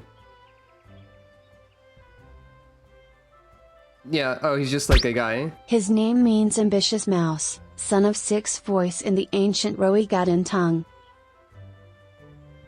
Roigadan. Ambitious mouse is a great name to have, though. Okay. So Laurentius is alive and Yu Yu Hase is alive. For some reason I remembered the name Yu Yu Hase, but not Laurentius.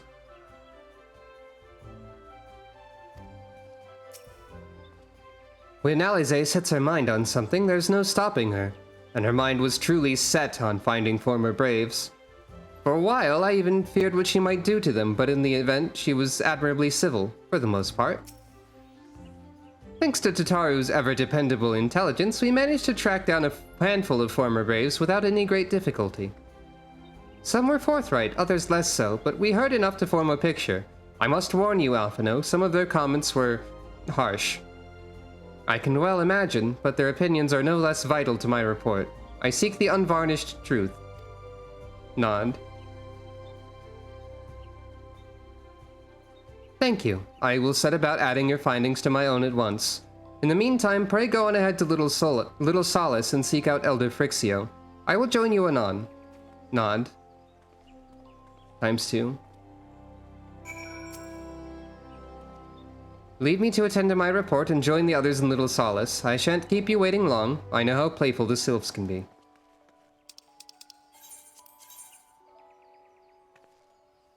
It has been ages since we have spoken to the sylphs.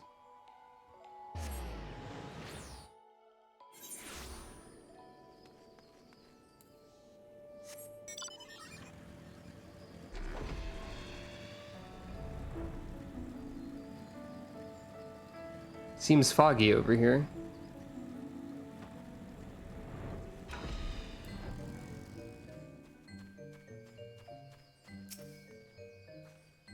Now that I think about it, of the four of us, only you and Alphino have any real experience in conversing with sylphs. Still, it can't be that hard, can it? Though I had the honor of sharing a table with Elder Frixio and Alamigo, I did not have an opportunity to speak with him. I do hope my studies have granted me a sufficient grasp of his people's customs.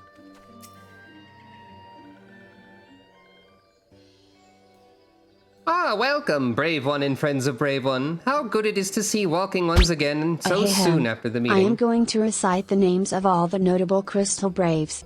They are as follows: Yu Yu Haas, Lulu Haas, Laurentius Day, Alian Valgrants, Willard Glass, Ryle Forrest, Rishpal Ali, Ephemi Giffelmont, Ergmus Sae Stimson. Sae Stimson. At least one of those is... You're missing at least one. But there is a comma at the end, implying that there is more to the list.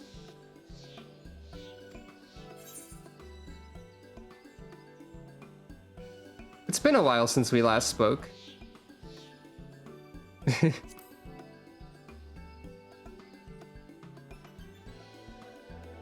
Indeed it has. Though the palace was very pretty, the meeting was far too noisy for this one. So many shouting ones and squawking ones and cheering ones with no chance for carefree conversation. Still, this one is pleased all ones can be friends.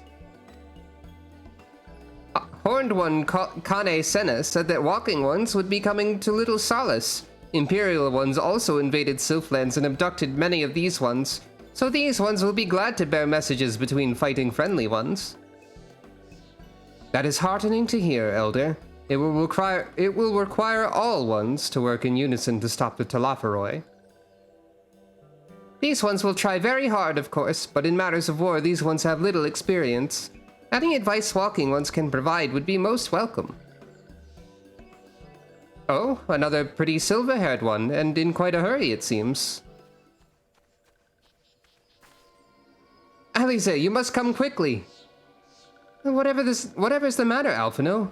Don't tell me, you couldn't read my handwriting.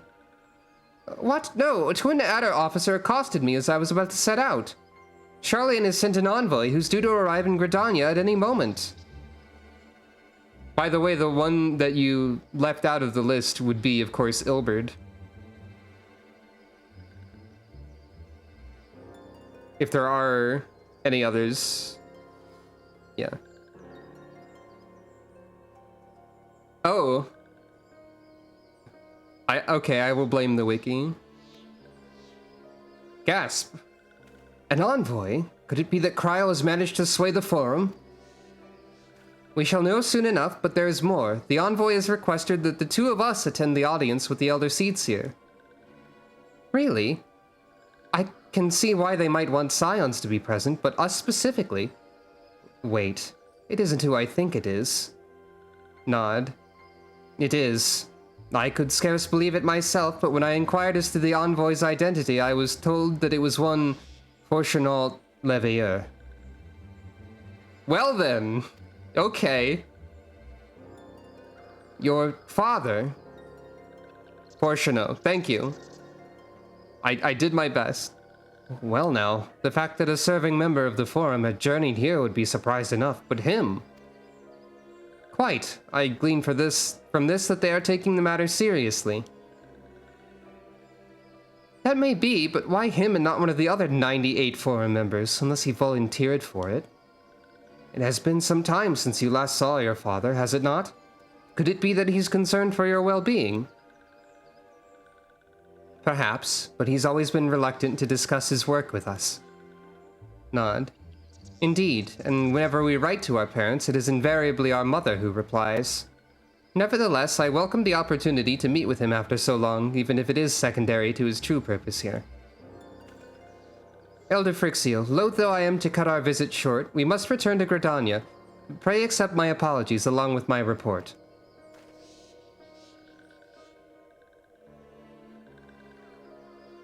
Never mind, there will be time to talk later. This one won't keep walking ones from more urgent matters. Go. Nod. The audience will be held at the Lotus Stand where the Elder Seedseer awaits even now. Let us be on our way. Group nod. Bow. And yeah, that's the impression I got of Fortunault, is that he doesn't approve of Alphino and Alize, generally. Don't mind this one. Walking one should head back to Gridania with the others. If this one has any questions about the report, this one will be sure to send word.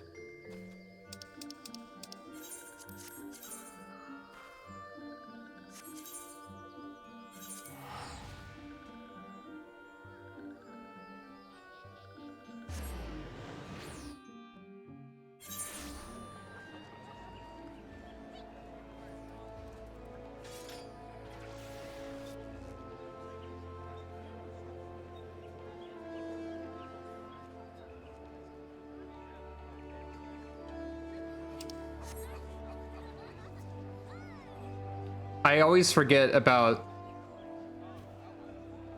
that particular jacket that this Vieira has, like the design on the back of it. It's pretty funny. Anyway.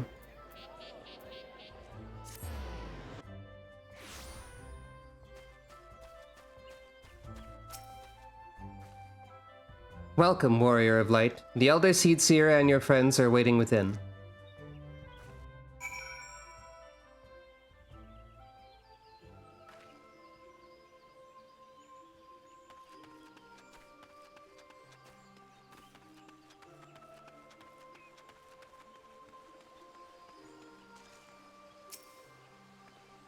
After all this time away, it will be good to see my father, even if it is an official meeting.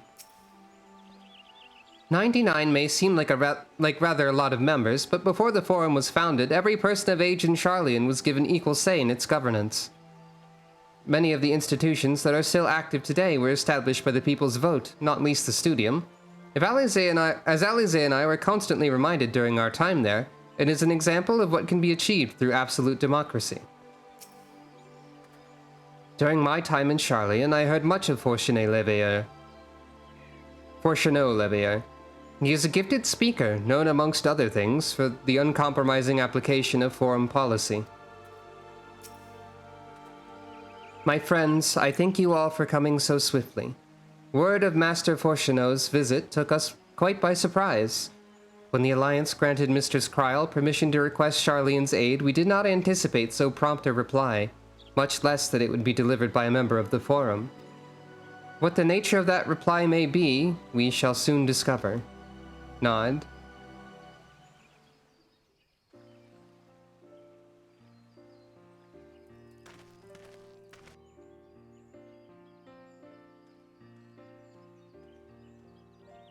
I don't believe we've ever seen Fortuné before in the game. But here he is. Elder Seedseer, I thank you for granting me this audience. I am Fortuné Leveilleur, here in my capacity as representative of the Forum. It is I who should thank you, Master Fortuné, for journeying so far and so swiftly. Would that our first meeting could have been under happier circumstances. I'm not sure we've ever heard the name Fortuné either. But yeah, here he is. It has been too long, Father. You look well. As do you both. Ameliance will be glad to hear that you are taking care of yourselves. We also haven't heard the name Ameliance before. How is Mother? She misses you terribly, of course, but is otherwise a picture of health.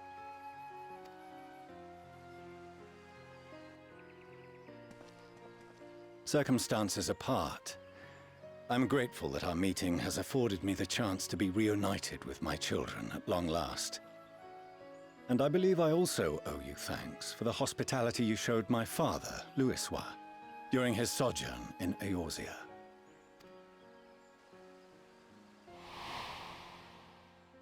All thanks we owe to him. In the days prior to the 7th Umbral Calamity, it was your father's tireless efforts which granted us a means to vanquish the primals. Shoutouts to Louisoix. Were it not for him, our strength would have been quite spent by the time the Empire arrived. That Gridania still stands is in large part his achievement. He was a great man. I do know of Ameliance having custom deliveries. He would doubtless have been moved to hear you say so. I must confess, however, that I opposed his decision to intervene. And my position remains unchanged. Oh. So why did you even bother to show up? To chart the course of history, not to change it. I am familiar with the Sharlayan stance. It is more than that. It is our way of life. Who we are. Hello, and welcome. We are just now meeting Fortuné, the father of Alphinaud and Alize, who is explaining that he doesn't care that we die, I guess. There was a big old meeting between all of the alliances and the tribes, and everyone uniting to form the Grand Company of Eorzea. Alphino went around collecting reports on why the Crystal Braves fell over and why people did what they did afterwards, so that we could hopefully prevent the Grand Company of Eorzea from also falling over. And now Fortuno is here to be a jerk. But I came here not to deliver a lecture, but the Forum's answer to your request. Sharlayan will under no circumstances intervene in the conflict between Eorzea and the Garlean Empire. You do realize that they're going to destroy the world, and that includes you, right?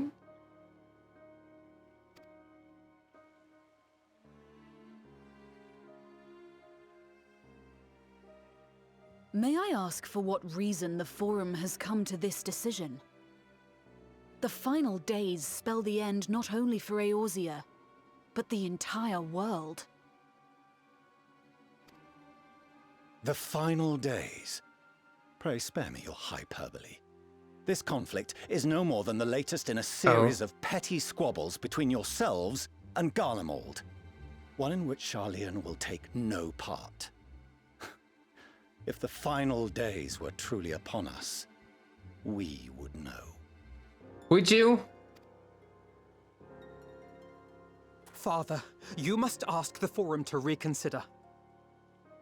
You may feel safe on your little island across the waves, but if you imagine the Telophoroi will leave you be, you are mistaken. They mean to kill us all, themselves included. Alphino is right. We have seen what the enemy is capable of, the lengths to which they'll go. This is no time to turn a blind eye. If Eorzea falls, so too will Sharlayan. So if you truly love our homeland, you will join us. Now, before it's too late.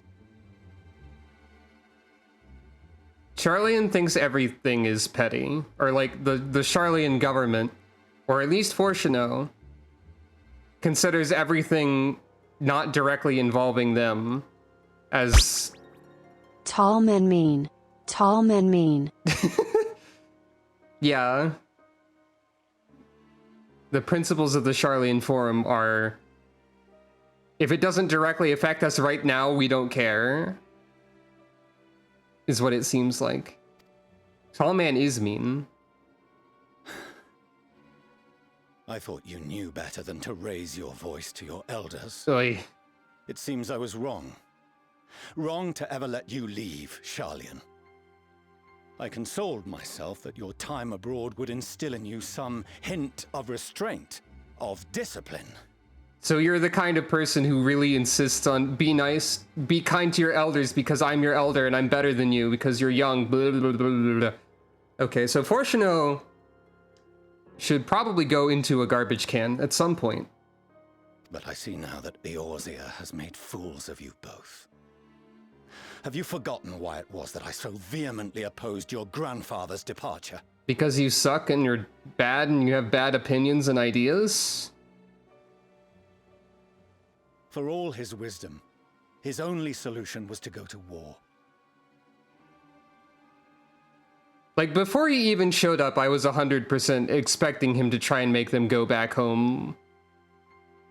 Yeah. We'll see if he actually does. Death, devastation, ruin. Even those who claim victory are scarred for life. What prize could ever justify such sacrifice? Hey. You say that like the war wasn't brought to other people? What? So you're saying that if... This is giving me the impression that if Sharlayan were directly attacked, they still wouldn't respond. It is the duty of the learned to avert such tragedy. By fanning the flames of war, you forsake all you once held dear. War is already here. The fire of war is already burning the land, my dude.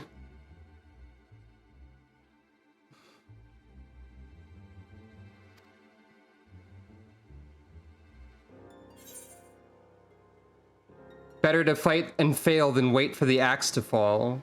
To ignore the plight of those one might conceivably save is not wisdom, it is indolence.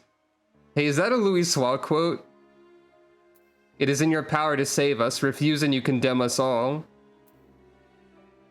I'm absolutely 100% quoting his dad at him.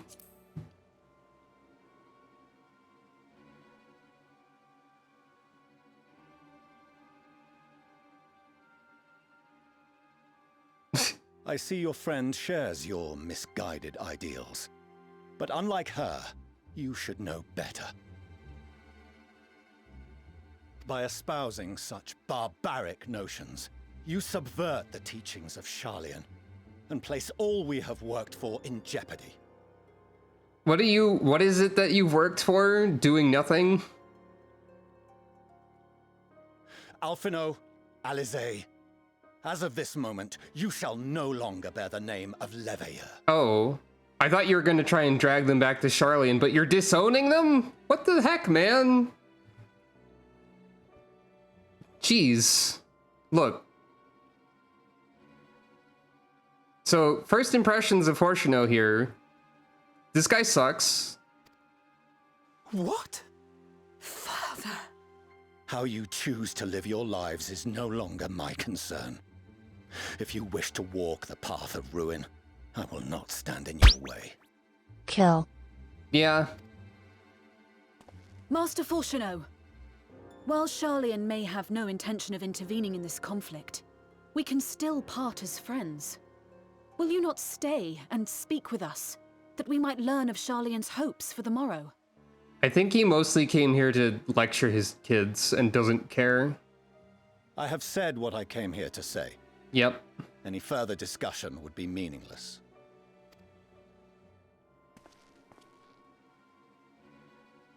Father! Wait! Don't bother, Alizé! Yeah, exactly. How can you stand there and watch him walk away? Also, hello and How can welcome. you let this happen?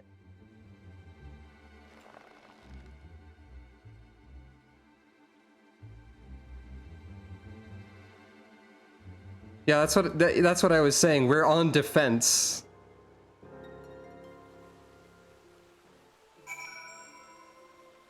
And also, yeah, wow, okay. Is it we who walk the path of ruin? Time will tell.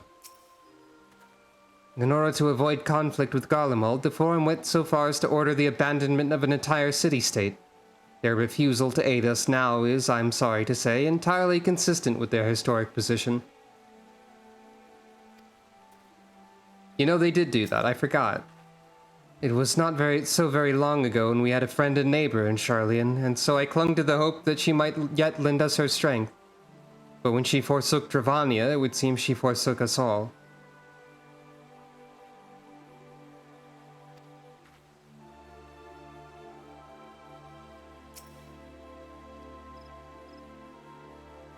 Yeesh.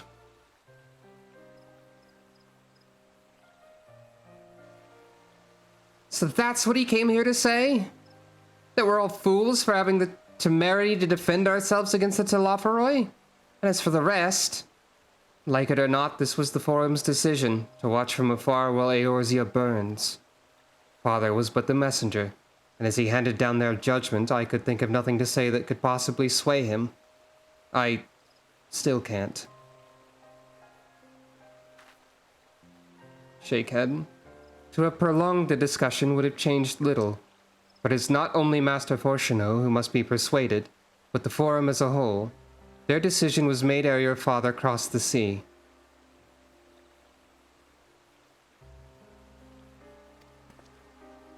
Nor is it like to be changed, and so we shall face the Telophoroi without their aid. Forgive me, but if they had no intention of helping us, then why would they go to the trouble of sending an envoy in the first place? Why did they not simply keep their counsel as they're wont to do?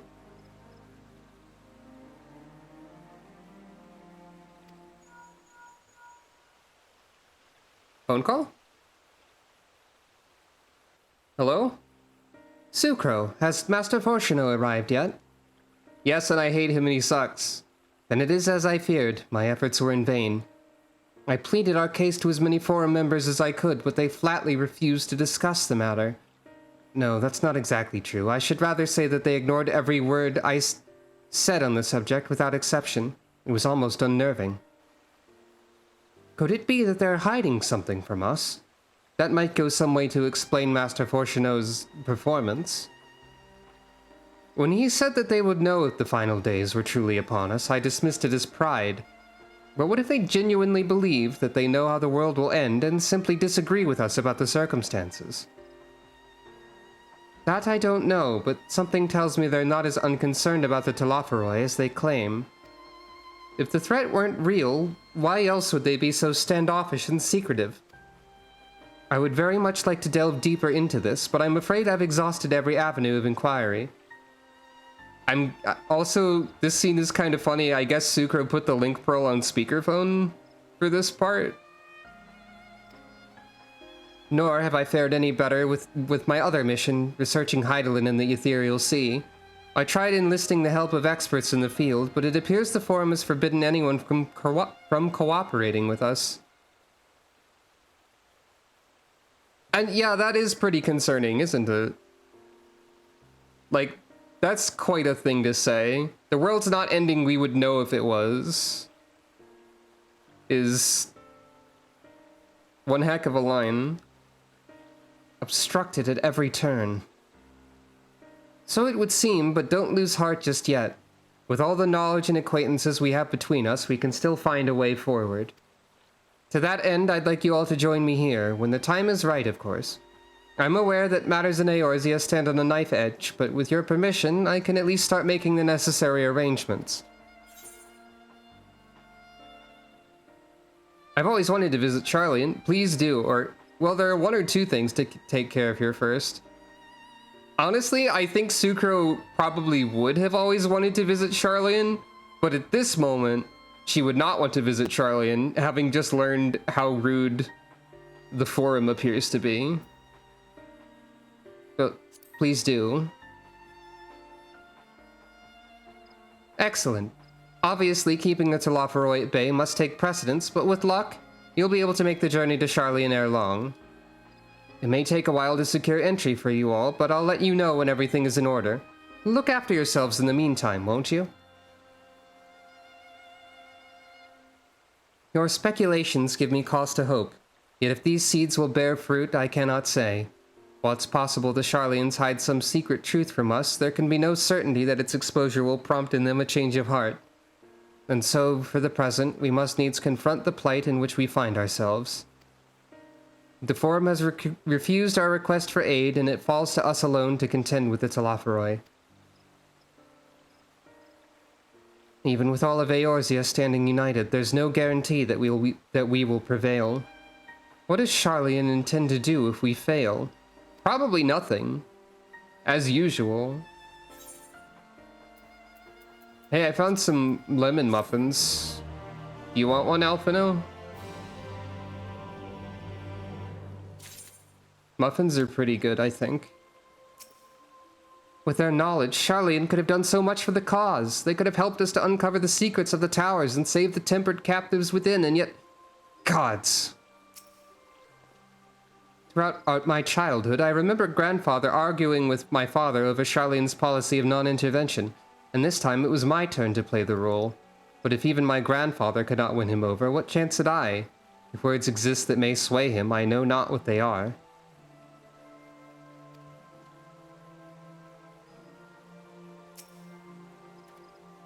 The Forum includes representatives from all of Sharlayan's central institutions.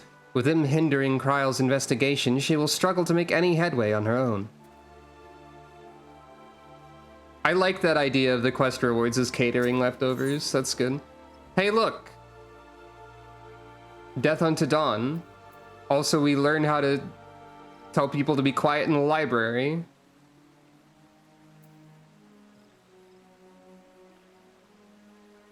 Kane Senna seems determined to not let the disappointment of Sharlayan's rejection distract her from the task in hand. I am not going to start Endwalker today even if I reach it. This might be a shorter stream. Possibly. I'm not prepared to start Endwalker, I don't think.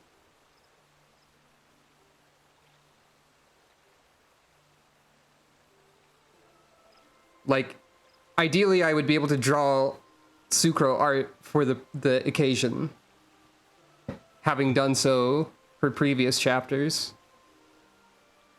Sucro art being visible on the screen right now, even. Though I won't force myself to if I don't feel like it. Oh yeah, it is the emote you do there. I was just thinking, this emote would have been really useful a second ago if we were able to, like, use it to tell Fortuno to stop being a jerk. While Charlene's stance is indeed disappointing, we cannot allow ourselves to be distracted from the challenge before us. There is much and more to be done. I shall begin by sharing the forum's response with my counterparts in the Alliance. Meanwhile, I would ask that the Scions... Grave tidings, Walking Ones! Grave tidings! Calm yourself, my gentle friend. What has occurred? These ones who went to see Feathered Ones send terrible news. Destroying Ones have appeared in Zelphatol. Destroying Ones and Captured Ones and even frightful Godly Ones. Feathered Ones didn't stand a chance and were sent flapping and squawking. When did this happen? Is it too late to help them? Too late, yes, much too late. But luckily Destroying Ones were only passing through and continued on west. Feathered Ones who did not fight were left unharmed. West. That would be Kurthus. Phone call. My lady, the Ishgardians report that the Telophoroi have emerged from the eastern highlands of Kurthus and are marching at speed. Though their purpose has yet to be determined, the Cartano Flats would seem their most likely destination. Lord Emmerich has already dispatched his forces and requests our immediate support. Oh god, they're going to Cartano? That's not good, probably. Tell him he shall have it. The time has come for the Grand Company of Eorzea to prove its worth. Nod.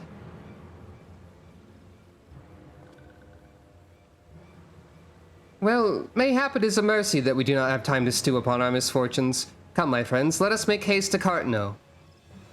Nod. Wait, this one almost forgot. Destroying Ones were said to be led by Cackling Robed One. This one must see that all Walking Ones know. Farewell. Goodbye. Van Daniel? Who else? It was only a matter of time before that grinning maniac showed himself again. I shall have an airship ready to bear you to Cartano. Pray see to your preparations and report to the landing with all haste. Nod. At once, my lady. Let us away. Yeah. Van Daniel's like, I love Funny Robot. Wait. What do you mean they did the side quests?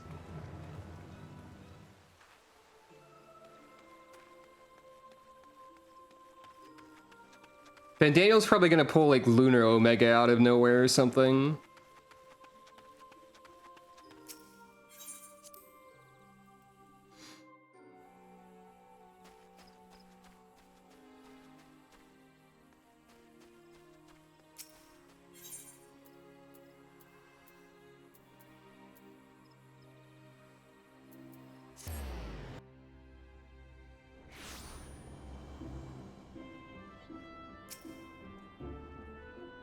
Alphino has been unexpectedly delayed, but you should probably go and see for yourself. He's by the entrance.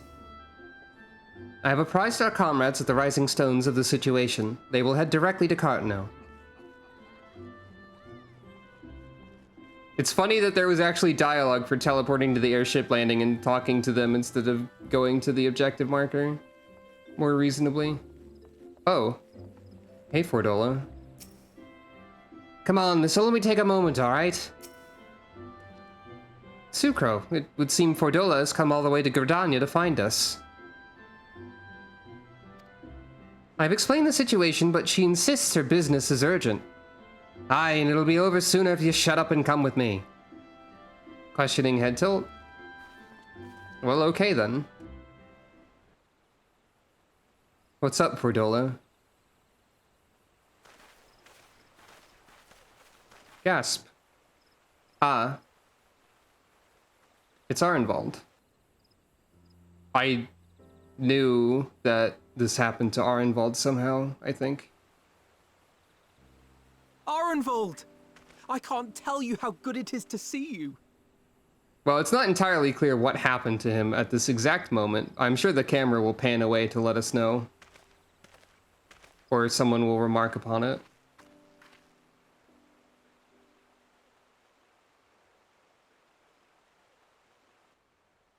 Yeah, he's in a wheelchair. Than expected, eh? The day I craned my neck up at you. Oh no, a callback to that? No, come on, man. You can't just say that. Only because you're sitting down. Unless...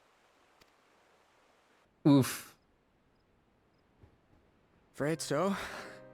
The chirurgeons say I may never walk again. Yep. I knew that Arenvald ended up in a wheelchair. Somehow. I don't remember how I knew this. But...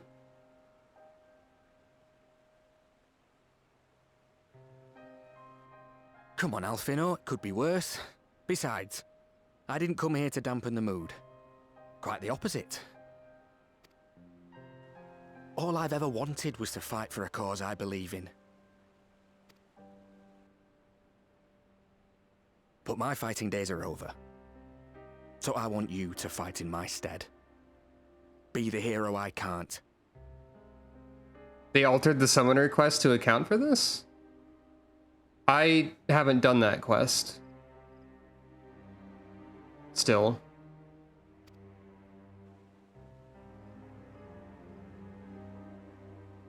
Shake head. I am no hero.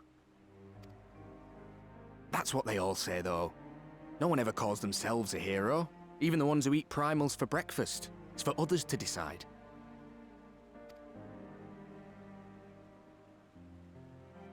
Look, Alfino. You already are a hero. To me and countless others. We see you doing your damnedest to protect us all. And you're not alone, are you? There are people who believe in you, just as you believe in them. We carry the dreams of many, we'll carry yours too, or we'll be sure to give your regards to the Talaferoi, or some things may have changed, but the adventure isn't over yet. These are all good lines. We carry the dreams of many, we'll carry yours too.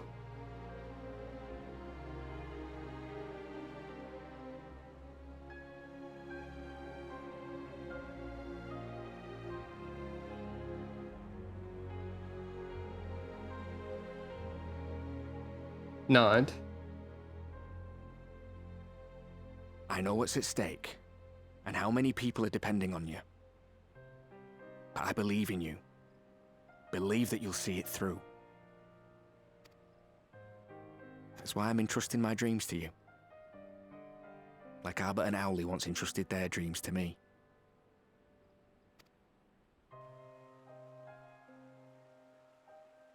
There was a time when I would have borne the weight of such expectations without a second thought. But now, I know just how heavy that burden can be. To tell the truth, I'm beginning to wonder if I chose the right path. Sacrifices will inevitably be made for the sake of the ideals I uphold. Maybe I am not the person I thought I was. The person you think I am. I wouldn't presume to tell you. But I will say this. In spite of everything, you've come this far.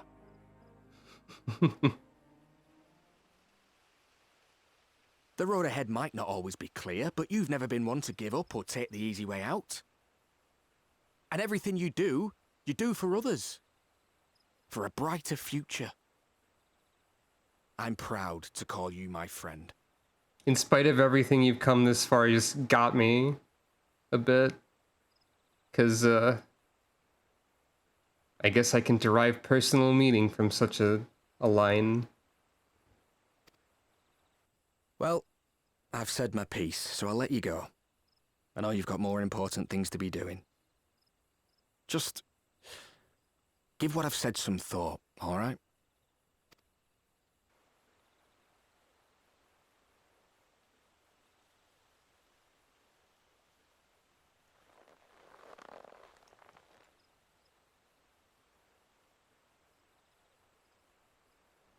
I shall, my friend.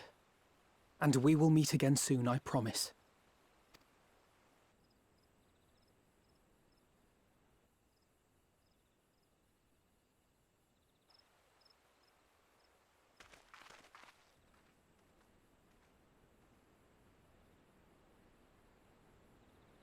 Nothing left for me to do but wave and smile.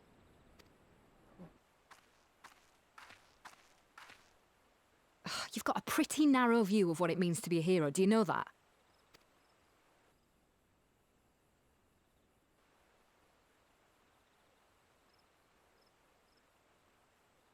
You think they're all forged in the fires of battle? That it's all about being brave and killing villains? Alphino and the others will carry on their fight. But theirs isn't the only one. There are other ways you can make a difference. If you stop feeling sorry for yourself and put your bloody mind to it.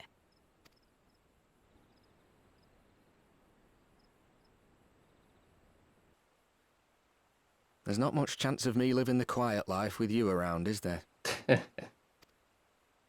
If you're content to twiddle your thumbs thinking of what might have been, that's your lookout. But I reckon you've got some fight left in you. And I reckon you might be right. If there's a way I can still help my friends, I'll bloody well find it. Hell yeah.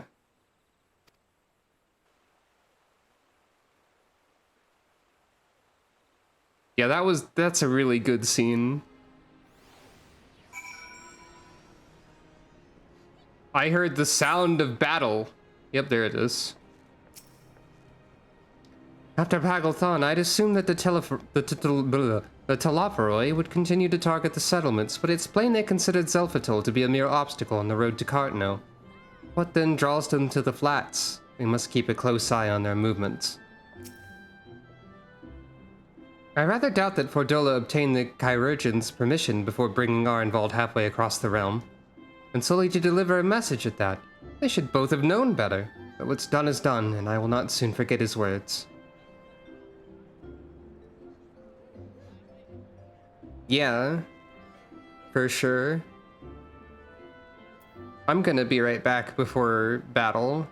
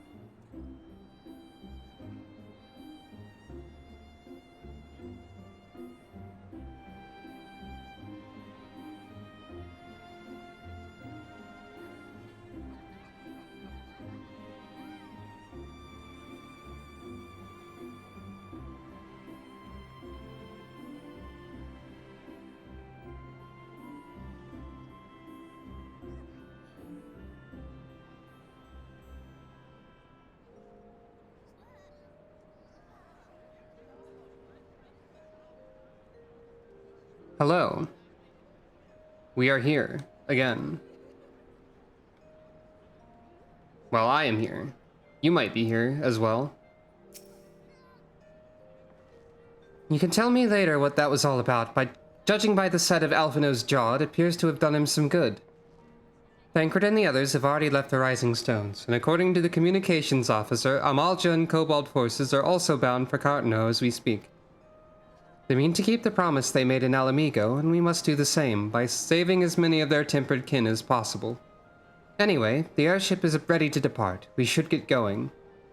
Upon joining the battle at Cartano, several cutscenes will play in sequence. It is recommended that you set aside sufficient time to participate in the battle and view these scenes in their entirety. Your progress through the battle will be saved at certain points. In the event that you are defeated, you will be able to try again from the most recent of these.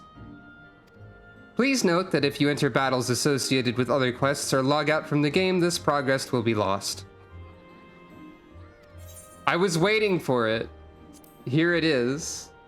I knew this would happen at some point. I didn't literally know that this would happen, but like, how could it not, right? Several cutscenes will play in sequence.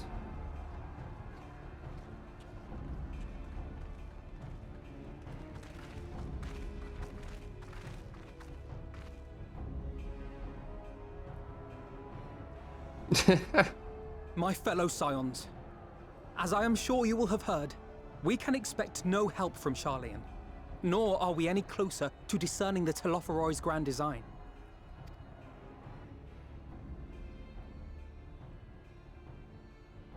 And now, our adversary moves against us in unprecedented numbers, compelling us to answer in kind. The outlook, in short, is bleak.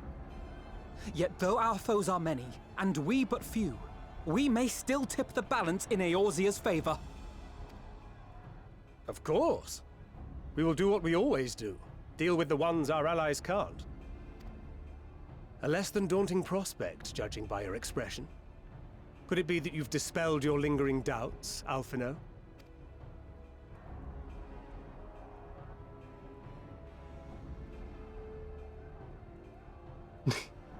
Various gestures. Oh, I doubt I ever will. But as my friends have kindly reminded me, I have come this far, and that must count for something. Nod. Gods be good, Alphino. That's what we've been trying to tell you all along. For one so bright, you can be remarkably dim at times. There is such a thing as overthinking, you know.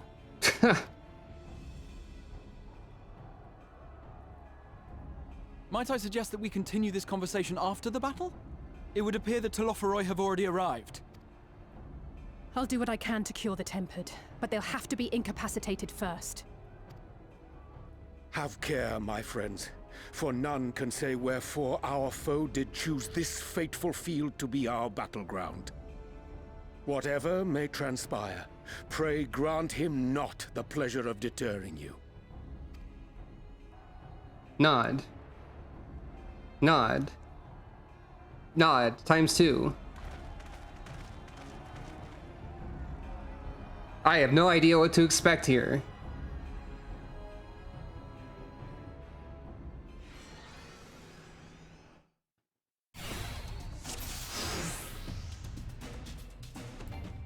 Oh. I just wanted to engage tank stance. Listen well, friends. The Telophoroi are sweeping across Cartano. As for the Ascian, he was briefly sighted above the battlefield, but has since vanished. He likely intends to watch events unfold from afar. Thus far, the movements of the Lunar Primals have proven difficult to predict. Even when poised to ambush our troops, they instead withdraw for some unknown reason. Whatever the Telophoroi's plan may be, the Primals are our primary targets. Understood. They will not elude the Scions for long. Prepare yourself. Return of Telotech.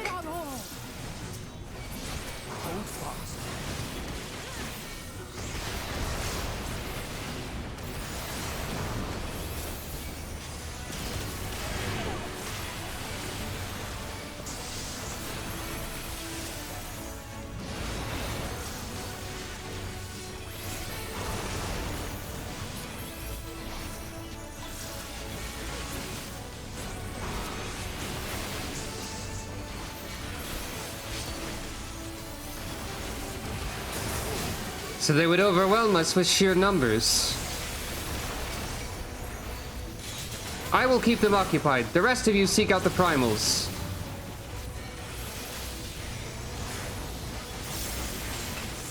Let us divide our forces that we may locate the primals more swiftly. Thancred Y'shtola and I shall head east. I'll concentrate my efforts on the Tempered. With luck, I should have the chance to cure some of them. Then I'll go west. Sucro, Alphino, come with me.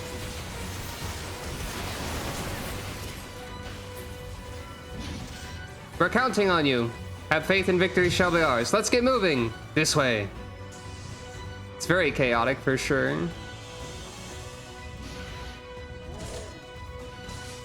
Hey, it's Lucia. I do not see any primals. Something's not right.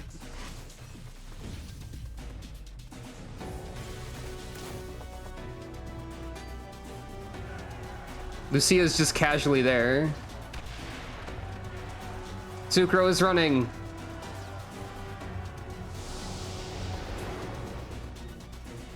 Oh, what the? As the Scions spread out across the field, Alize and Graha take the fight to the Talaparoi. Oh, we're gonna be switching around who we're playing as, aren't we? Maybe. Oh, that's fun.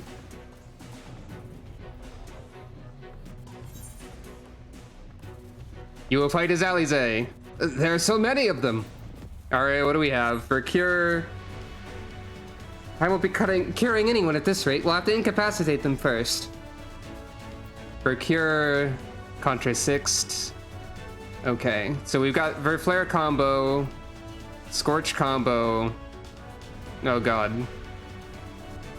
Red Mage, but like compressed into 6 buttons. Crimson Savior. That's different from normal. Okay.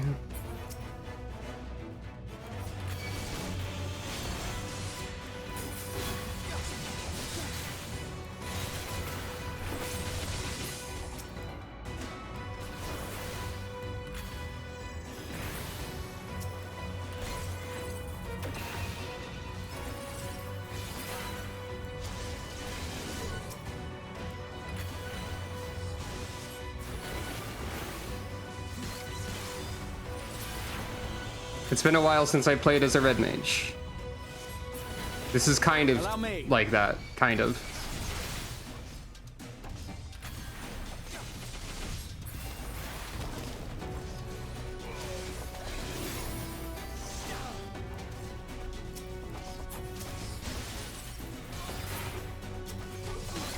It keeps selecting Graha for some reason. Tempering has gone too far to treat them here on the battlefield.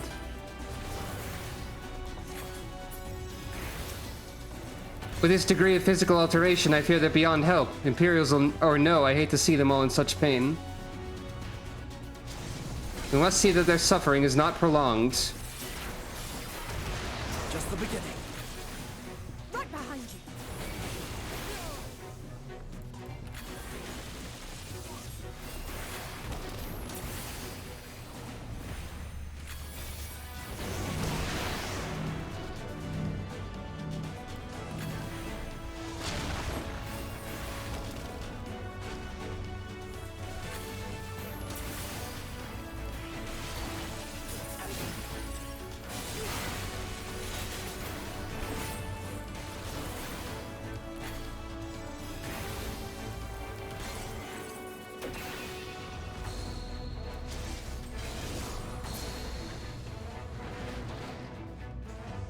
It seems we've earned a moment's respite. And let us take this opportunity to cure the Tempered. Graha switched classes.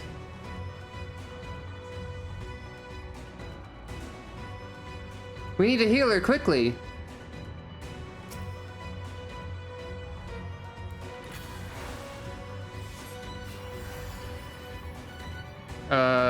Wait, what? With me, Alize, said Graha. What do you want me to do here, exactly? Oh, okay. That makes sense. Interact with Angelo.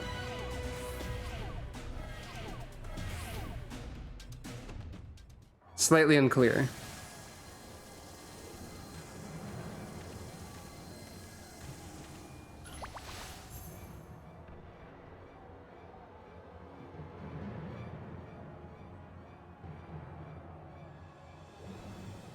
Meanwhile, in the sky,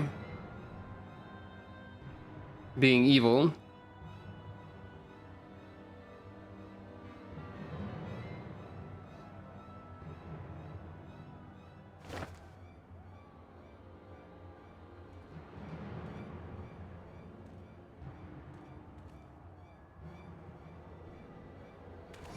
Gasp.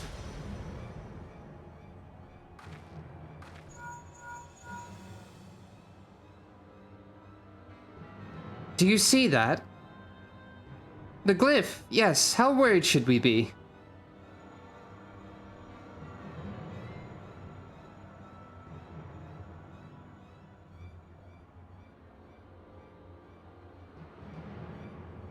Listen well and judge for yourself. Though I can see ethereal currents, I had not thoroughly examined those that flow through the heart of Cardno.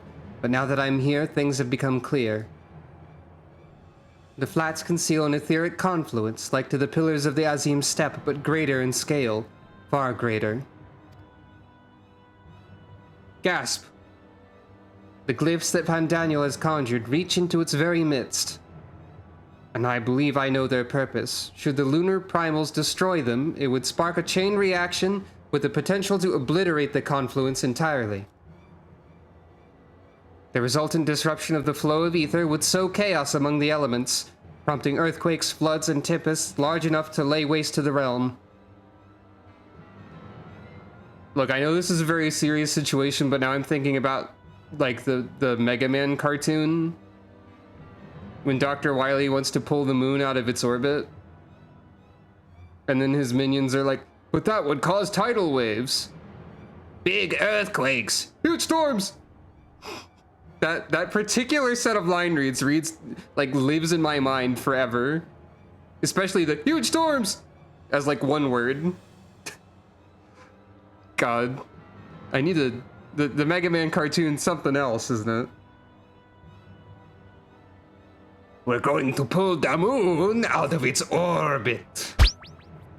Huge storms. Huge storms. That's right, Callie. I guess. That's sort of like how a Mario brother would say it. Huge storms. I'm not the new voice of Mario, by the way.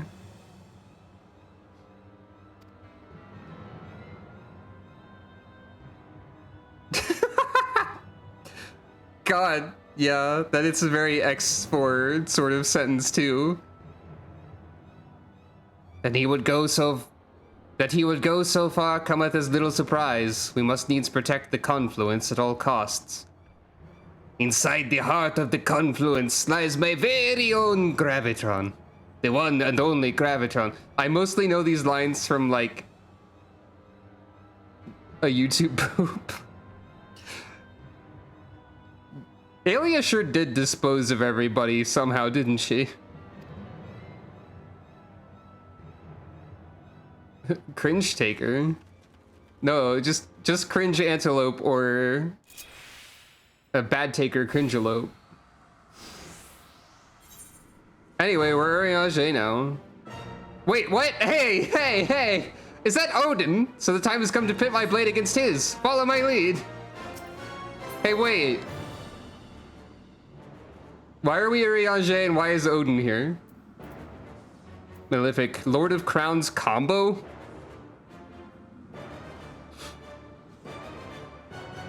I knew Lunar Odin was in the game, but I didn't know it was right here.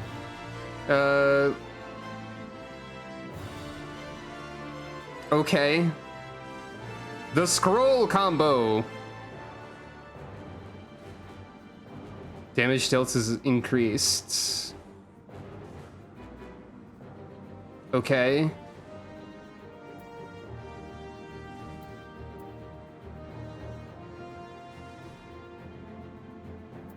I sort of understand.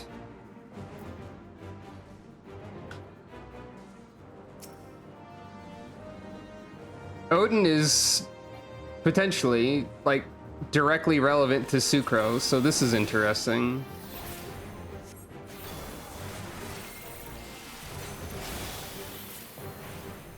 Maybe I don't play the Scroll and the Lord of Crowns combo at the same time.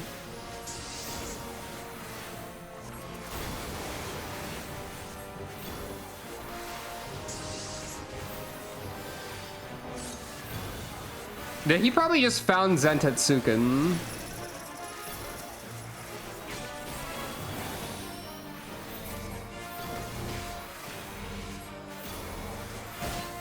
Leave the chains to me. Urianger, it's your turn to act as shield.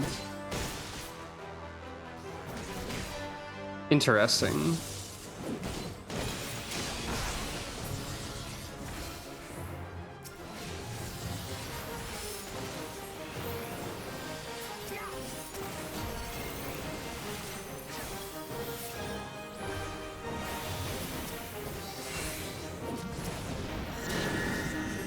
This again.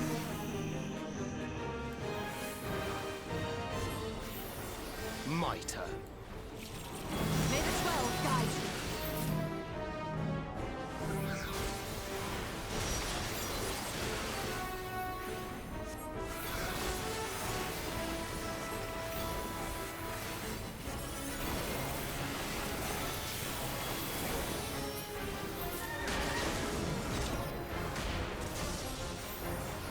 This does not bode well. We'd best brace ourselves.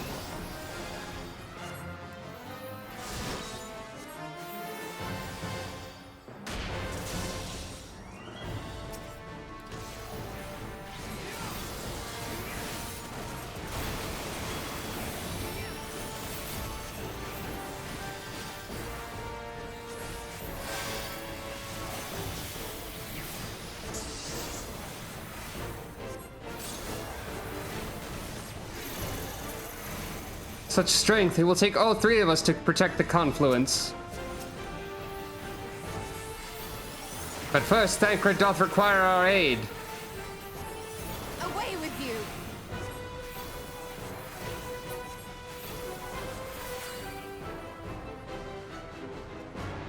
The best defense is a good defense. That's a great line, Thancred, thank you.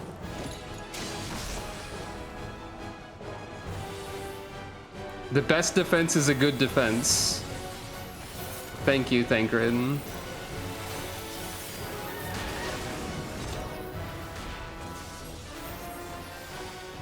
Odin is preparing to strike again, stay out of his reach, but guarding the confluence must come first.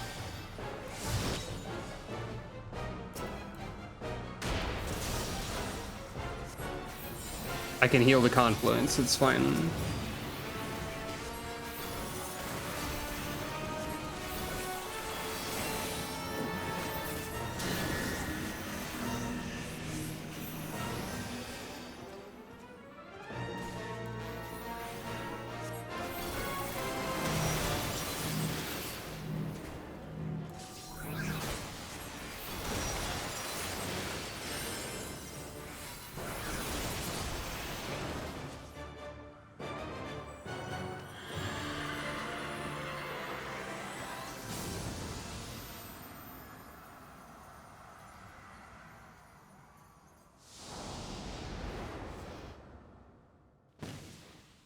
Hooray, Odin exploded. Meanwhile, Graha, Tia, and Alize prepare to lock swords with Lunar Ravana. Oh, okay. And now we're Graha, I guess. We're gonna be everybody.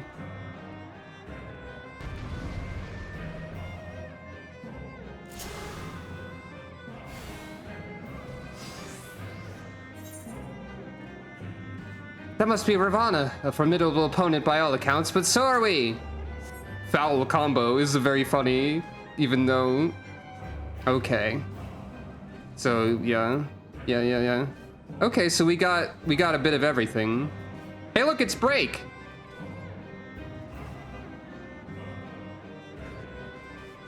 Very interesting that you get to also cast Break as Graha.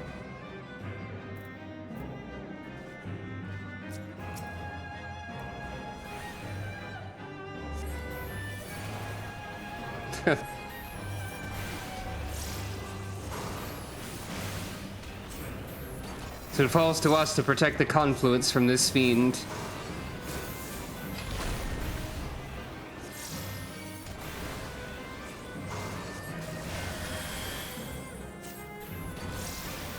Oh, I have Thunder for her.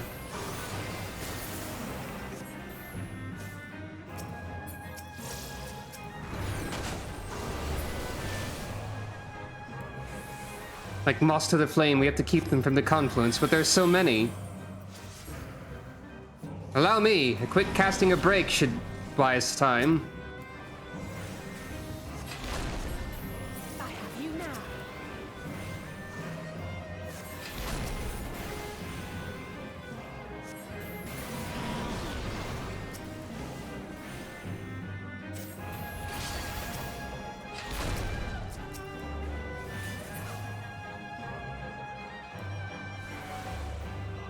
Yeah. I was wondering if it was a butterfly because of like a... Oh, wow. Because of some sort of fancy, like... butterfly effects metaphor kind of thing, somehow. But no, it's just because you use it on the butterflies, I guess.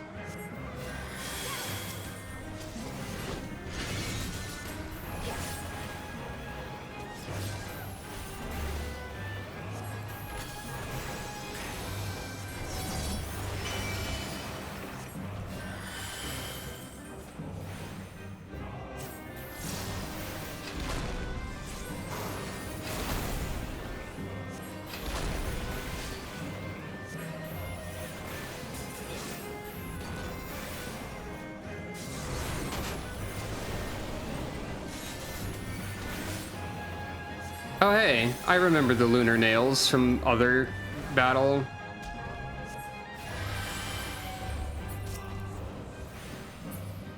I forget which fight that was in.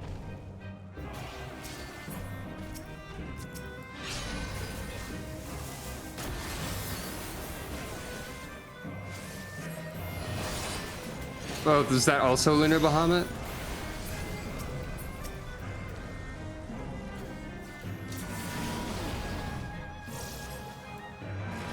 Try stopping him with break. I have a way of breaking his defenses, but I'll need time to keep him occupied.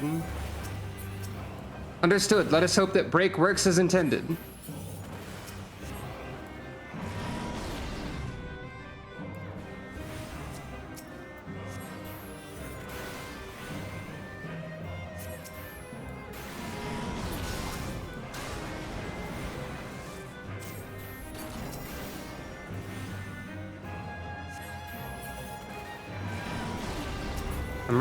Alright, I'm ready. It's now or never.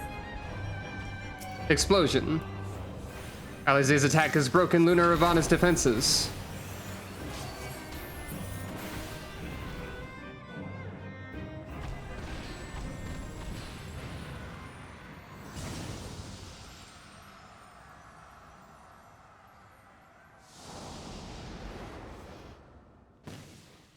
Poof.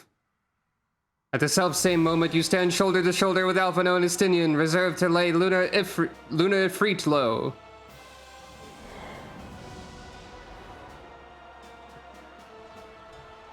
It's Sucro time. We don't get to play as literally everyone. It would have been fascinating if the AI controlled Sucro temporarily. Luna Ifrit, the one Arenvald and Fordola encountered.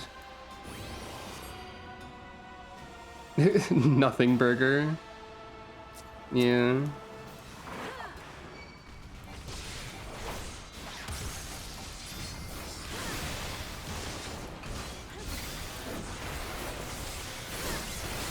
This one is not to be taken lightly. Be on your guard.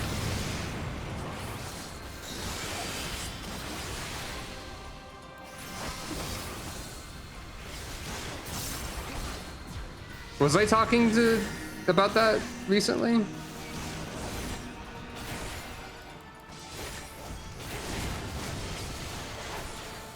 I remember, like, I mean, that's happened once before, and it was kind of cool to see it, in a way.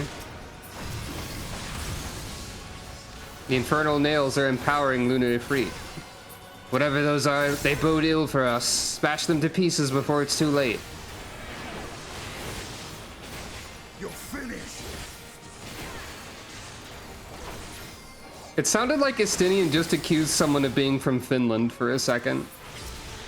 Like, instead of "you're finished," I thought he said "you're finish." Which is a weird thing to say.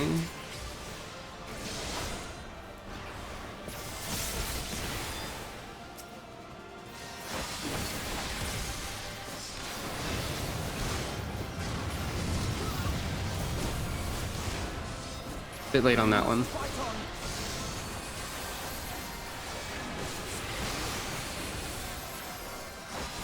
I may have mentioned that like at some other point. I don't remember. Time to use pudding that I forgot I had. Again, I only have one pudding left. It truly is the end of Shadowbringers. Citation needed because that's an Endwalker food almost certainly.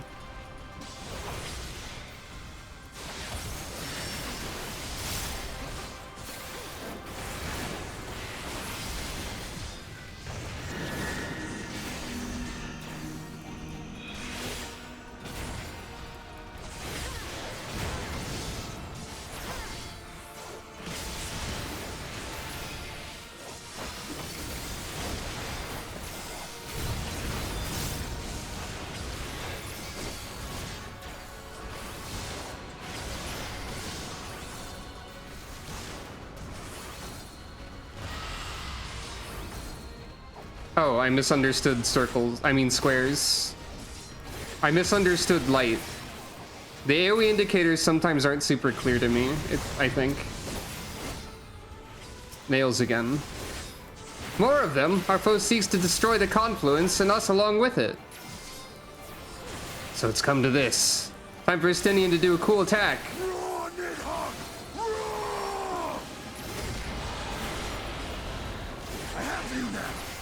Time for Estinian to be a million Estinians, apparently.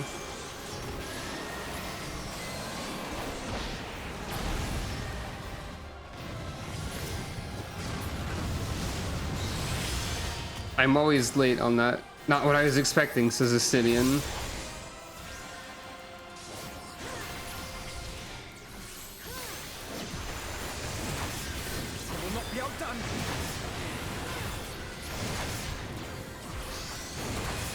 As long as I draw a breath, I won't give in.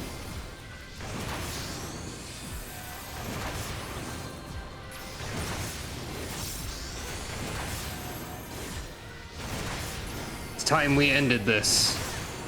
I'm working on it. We did it. We ended this. Your level's no longer synced.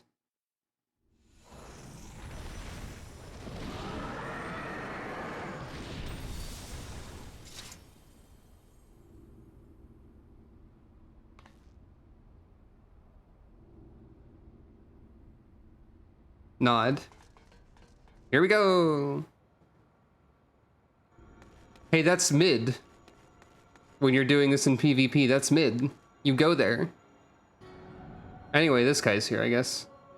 And thus another plan went up in smoke. I am beginning to see why Lord Xenos thinks so highly of you. Not that this changes anything, you understand. You have merely earned yourself a stay of execution.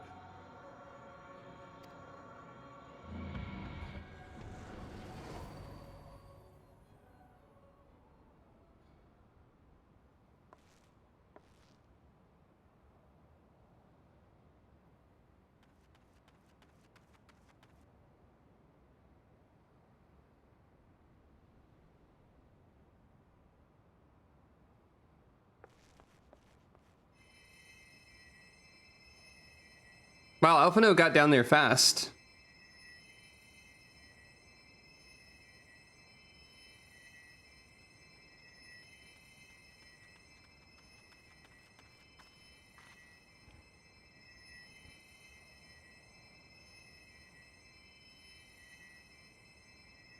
I bet you're better at the game than you think, Forby.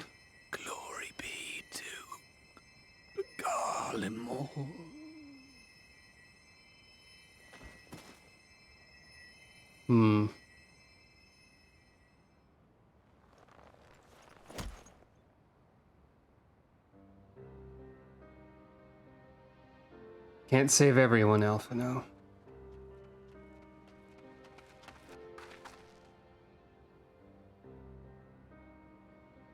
How fare the tempered? We've treated as many as we can, but some were beyond help.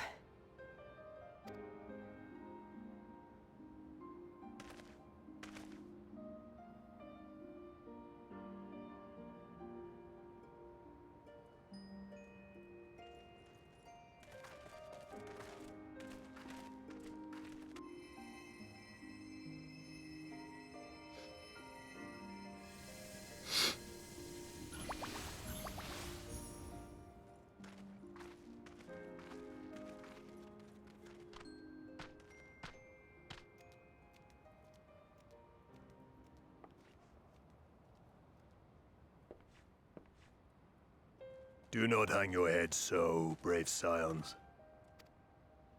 Graha's here Though not too. all of our captured Justola's here brethren too. could be saved. We are grateful for those whose minds have been restored. You could do no more, and that is enough. So please hold your heads high.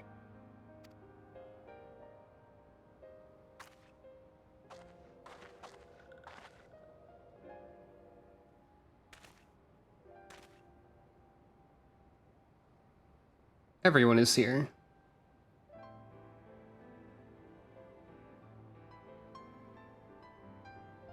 I should have been quicker, but I'll do better next time. Thank you for your kind words. They mean a lot.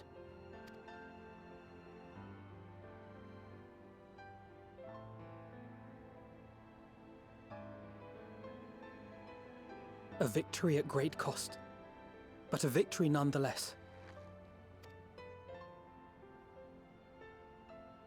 We must stay strong and press on. Isn't that right? One battle at a time, we'll get there, or to the very end, or, well, you've come this far. To the very end. To the very end.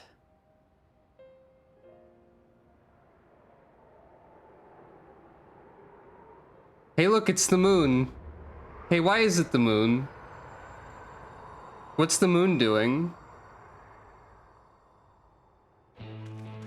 Oh.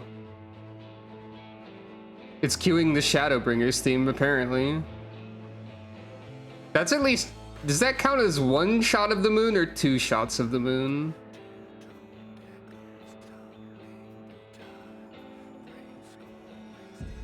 Three shots of the moon, maybe. Hey, that's really glowy.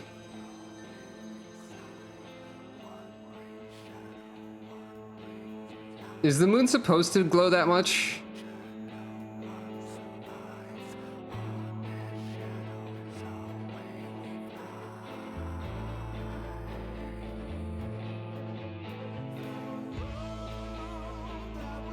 Final Fantasy XIV Shadowbringers. I guess that's it. I guess there's gotta be a little bit in between the credits and Endwalker, right? But maybe not. I don't know. Oh hey, I don't know if we've seen this art before. That's cool. Alize, no, don't drop the crystal.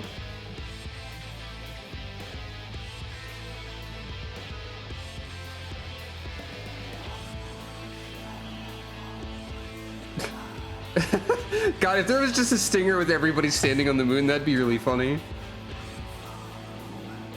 Crystal Exarch / Graha Tia, spoilers, wow. What? Nigrid, what are you doing? Why are you holding your gun like that? Your gun sword, your gun blade. Everyone's just trying to do cool poses without thinking about practicality right now. Also, hey, Thancred is standing on some water. Zzz. It's Reen. She's here too.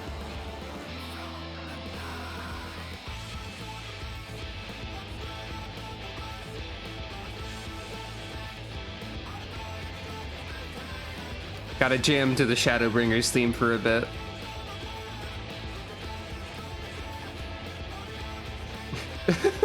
Urianger being extremely, why can't I hold all these cards? Like, okay. Oh. Apparently that button activates... Apparently that button activates a control gun. Y'shtola.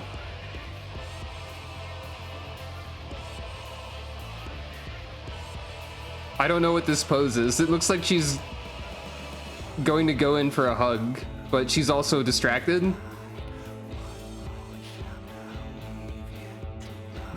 I don't know what Sucro's theme song is. Hey look, it's the Crystal Exarch / Grahatia.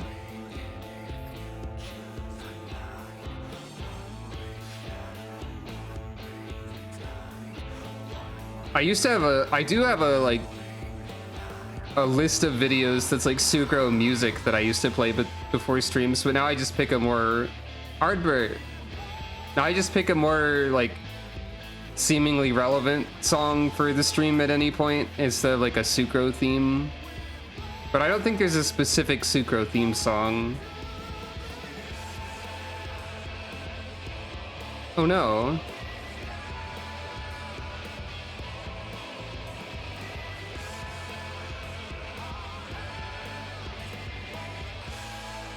Well, you'll be able to watch it later. And now we get to see various screenshots.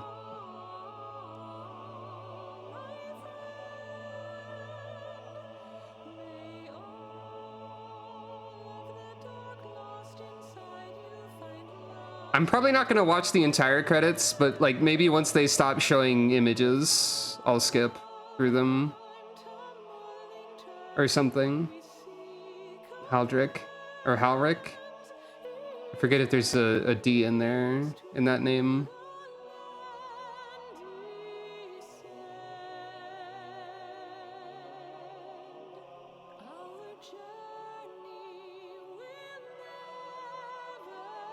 Talos.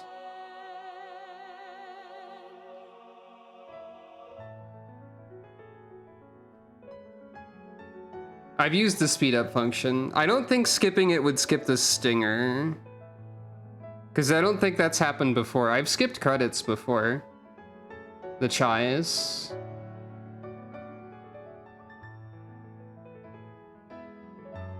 I mean, these are all, at this point, these are all pictures we've seen.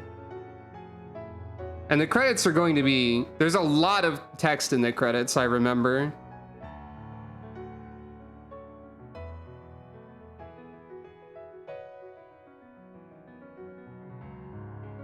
Hello, Elidibus as Ardbert, I think.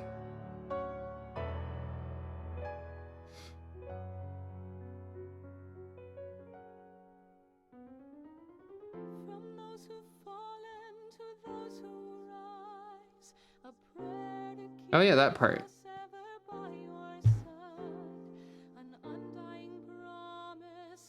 I forget the details of this part, or if they ever turned out to be relevant.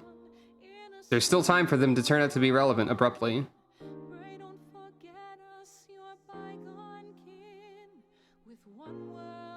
When we were in the Annider.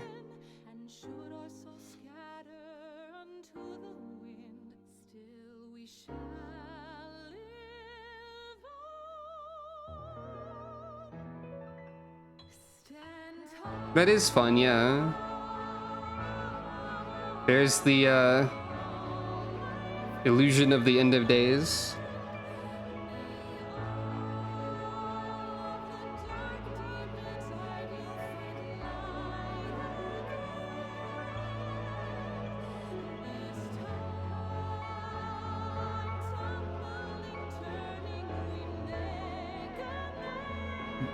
Warrior of Light Elidibus. I'm just pointing at the screen and being like, I can identify what I'm looking at. It's not the most thrilling thing to be saying.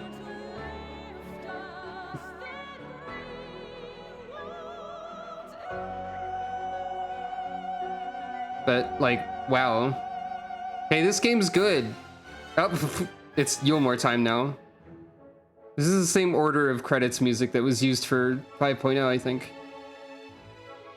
Oh no, the part that made me cry. As if there was only one part. I identify on screen a very cooler streamer who has finally beaten Shadowbringers. Very exciting and cool. Wow. A very cooler? Cooler than what?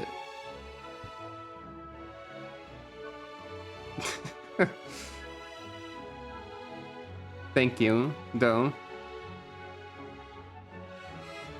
I have finally gotten to Endwalker. Well, once the stinger is over, or whatever. Nero was there too.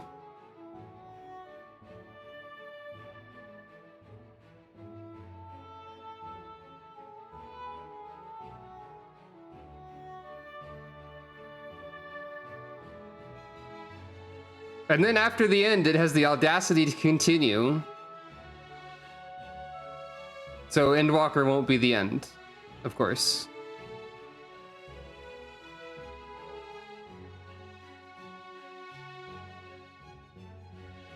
I probably know more about 6.x than I do about 6.0, but not by a lot. Wow, the dramatic shot of pointing a gun at Merlwyb is here. Now it's abruptly this music. Hey, that's exactly the shot I used for a video thumbnail. Well, almost exactly. Hey fan Daniel, Lunar Bahamut was kind of like underwhelming. TBH.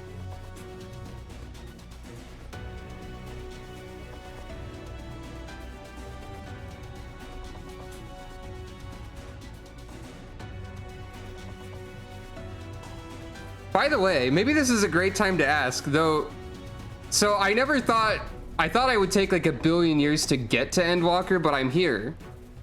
So maybe it's even worth asking about something that'll still take a fair while to get through. What do I do when I've caught up with Final Fantasy XIV? What happens then? What do I stream instead? I started Elder Scrolls Online a little bit. I thought about streaming Guild Wars 2. There's 1 billion other things I want to stream.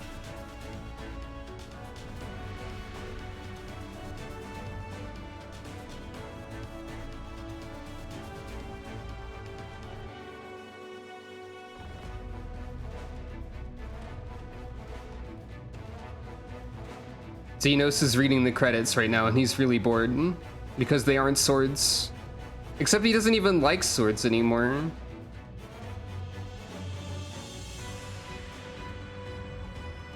Turn them into wildcards. In other words, just have 3 wildcard days a week. Basically. I mean, that would be fair, I guess. Crafting for hours at a time? I don't know about that one.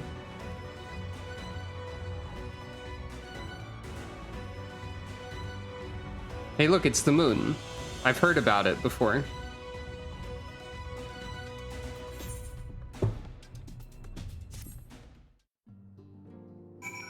Oh.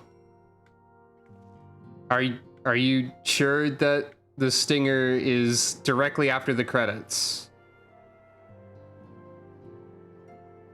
Or is it here? If I actually skipped it because it's actually after credits that take 15 minutes, that's rude.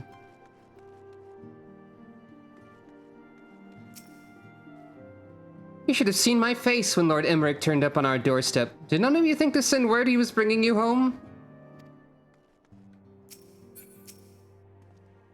At the close of the battle, when the clouds parted and the moon shone down on us all, I cannot well express how I felt. Somehow it seemed more a beginning than an ending. Alphino, I have bad news about the name of the next major part of the story. The tempered that we were able to treat will be taken to the city-states for observation. As soon as the Alliance is satisfied that they're fully recovered, they will be free to return home. Okay, it's after the turn-in. Got it. Many though the enemy were, their numbers consisted largely of tempered beastmen with a few lunar primals to keep things interesting. The Garleans themselves ventured little and lost less. It has ever been the Empire's way to have others fight their battles, but even they would blush at the Telophoroi's use of tempered slaves. The Cartano Flats seem fated to play a prominent role in the history of the realm, do they not?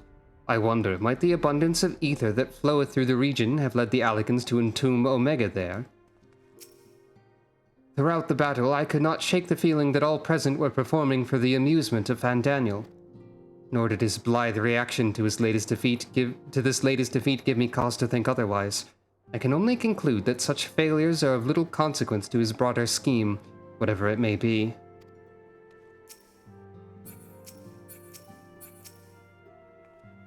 I will recommend that the Alliance keep a closer watch over Cartano. The Telophoroi may have failed in their attempt to destroy the Confluence this time, but there's not to stop them trying again. Oh yeah, don't worry. I have a catalog of all of the Endwalker content, more or less.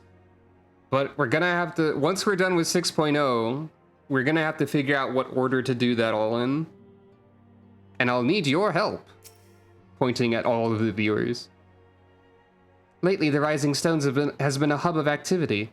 Between combating lunar primals and forging good relations with our new allies, even our newer members have had barely a moment's peace. I think I skipped Thancred. It was decent of Lord Emmerich to bear us home aboard his airship. The gods only know I would have squeezed this many people into the Bonanza. And you gotta help us, that's right. I trust you all enjoyed a comfortable flight aboard the Pride of the Ishgardian fleet. Lest you worry, the Bonanza has been towed to a nearby location to be retrieved at your convenience. You've thought of everything, Lord Emmerich, and may I say how much I appreciated the hospitality you afforded us on the way home. Think nothing of it. Our destination lay in the same direction, and it afforded me the perfect opportunity to learn how my errant friend has been since last he took his leave. It would seem you finally found a place to settle down. I merely grew weary of wandering the Far East. Nod. Returning to more serious matters, while the Telophoroi have been driven from Cartano, 'tis like that the bulk of their forces yet remain.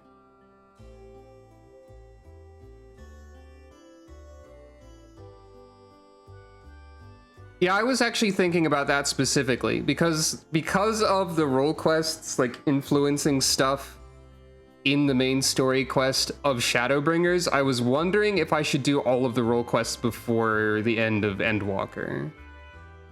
But that'll be something to think about once we get to them, I think. I can do all of them. I can do all of them, but maybe not do all of them all at once. Maybe, like, pace them somehow? I don't know. 'Tis like that the bulk of their forces yet remain. On the evidence of the Grand Company of Eorzea's first joint military operation, however, I'm confident that we had the potential to meet such threats head-on, even without the aid of you and yours.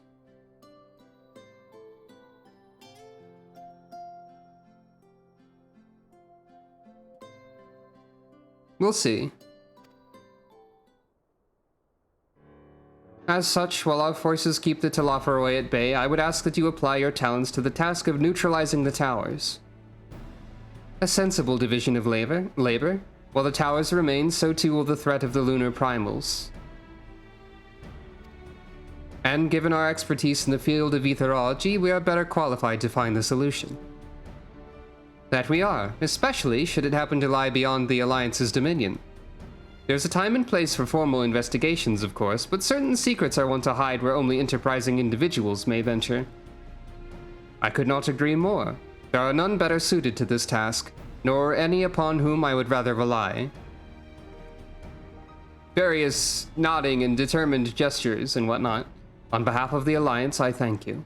We look forward to receiving any information you're able to uncover.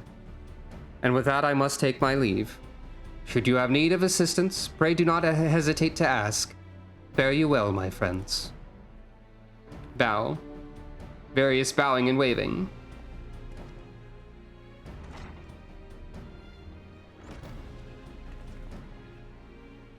I confess I'd hoped to be able to study the towers more closely, vital as they plainly are to the Telophoroi's plans.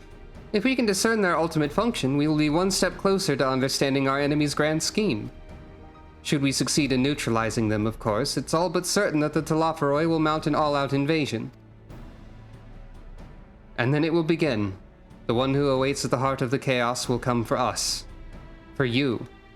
Yet in the end, our true nemesis may be the calamity to end all calamities. The final days themselves. Yes, alright, Alphino. We need a plan, not portents. As Thancred so eloquently pointed out, we are in a position to seek information from all manner of places, not least Sharlayan. Everyone looks at Graha. According to Kryl, the Forum may have been more secretive than ever of late. While this may be related to the appearance of the Telophoroi, that remains a matter of speculation. But one thing is clear, the Forum is determined to keep us from discovering the truth. Master Fortuno's plan and performance at the Lotus Stand was enough to convince me of that. The matter beareth further investigation, I do heartily concur. Nor can I think of a more promising place to look for the answers we seek on the matter of the towers. Sharlayan hath ever been the wellspring of ethereological knowledge. Nod. I care not where we go. Here or there, my lance will be ready. Nod. And what of you, Sucro? Might you be persuaded to join us? Plot a course for Sharlayan, or if it means I can have words with Fortuno, or an island of bookworms and bureaucrats, have we no other choice?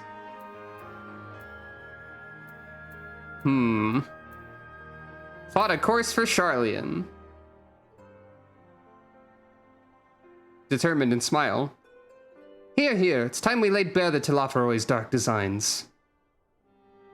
It appears we are in agreement. We have but to wait for Kryl to secure the necessary permissions. In the meantime, there is a matter I would investigate. Does it involve tall structures? Nod. By strange coincidence, it does. At present, I have only a creeping suspicion, but with your help, I will soon find out whether my fears are warranted.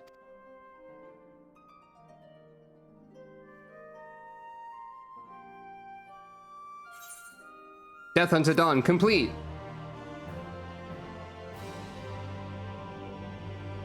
You've learned the emote shush! Please be quiet in the library. Meanwhile, in the Garlean capital, Van Daniel starts juggling all the swords that were on the ground.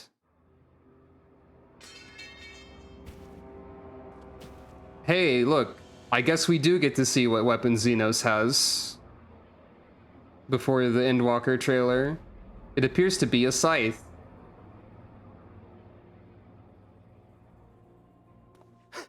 Those Eorzeans certainly are a stubborn bunch. Though I suppose you knew that already. Oh, is it a gun scythe specifically? My plan to redirect the ether from Cartano came Friendship to a rather ended less with than Katana. satisfactory Now conclusion. Scythe is my best It friend. was, in many respects, an abject failure. Is it a gun scythe? Van Daniel, I've been watching a show called Ruby lately. I have an idea. Which does, of course, raise the question of where we are going to procure the requisite amount. The obvious solution would be to draw on resources a little closer to home, though that would require our dreamer to dream a trifle more deeply. I got distracted and don't know exactly what Van Daniel's talking about, because I'm imagining Xenos being a big fan of Ruby. The dreamer will not complain. Then let us begin the preparations at once. With the gateway of the gods complete, The what? all that remains is to gather the necessary ether, and our prize shall be within reach. The gateway of the gods, you say? Okay, fair enough. That must be said gateway.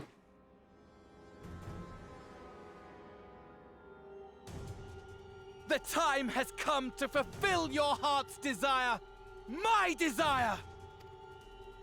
To relieve those wretched creatures of their meaningless existence!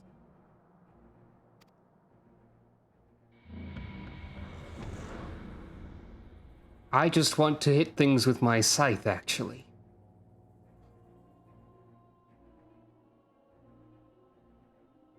While I await you, I shall drink a sea of souls and gorge myself upon the darkened moon.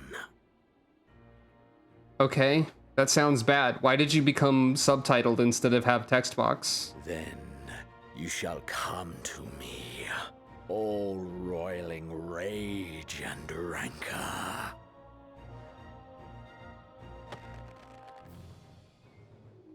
And the stars shall bear witness to our final contest.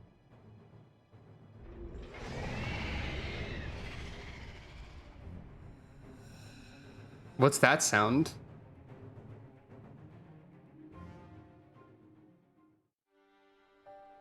Meanwhile...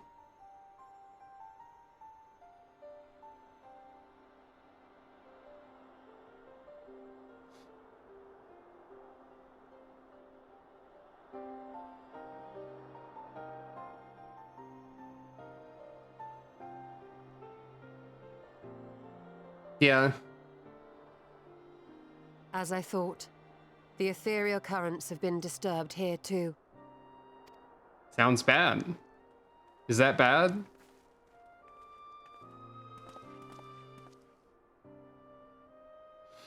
It was the same in Thanalan. Make that every location we surveyed.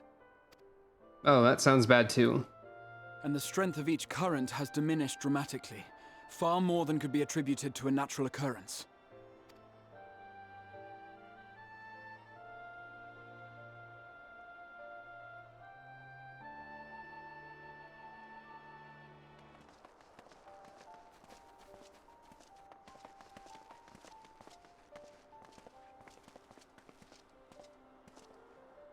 What tidings bringest thou from Dravania?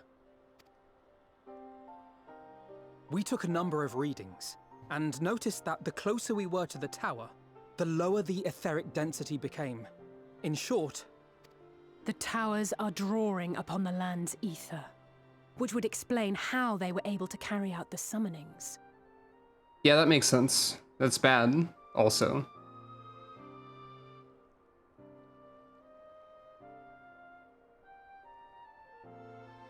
Our allies must be informed of this. We should return to the Rising Stones and have Tataru relay our findings to them. I mean, if you want to destroy the world, that seems like a great way to start. Drain the world energy in order to power world-destroying creatures, also. Oh, what? Hey. Hear me. Heidelin? Wait. Darkness comes. No, that's not Heidelin. Or is it Heidelin? I have no idea. You've not appeared in this form before. Of the star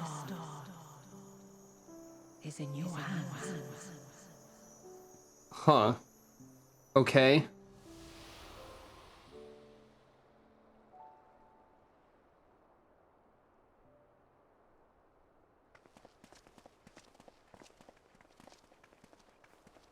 Everything all right back there? Not exactly.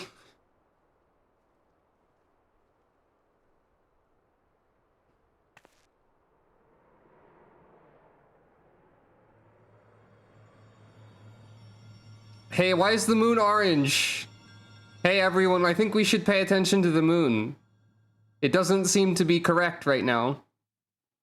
At solemn dawn, grim purpose shines in gazes cast toward moonlit sky.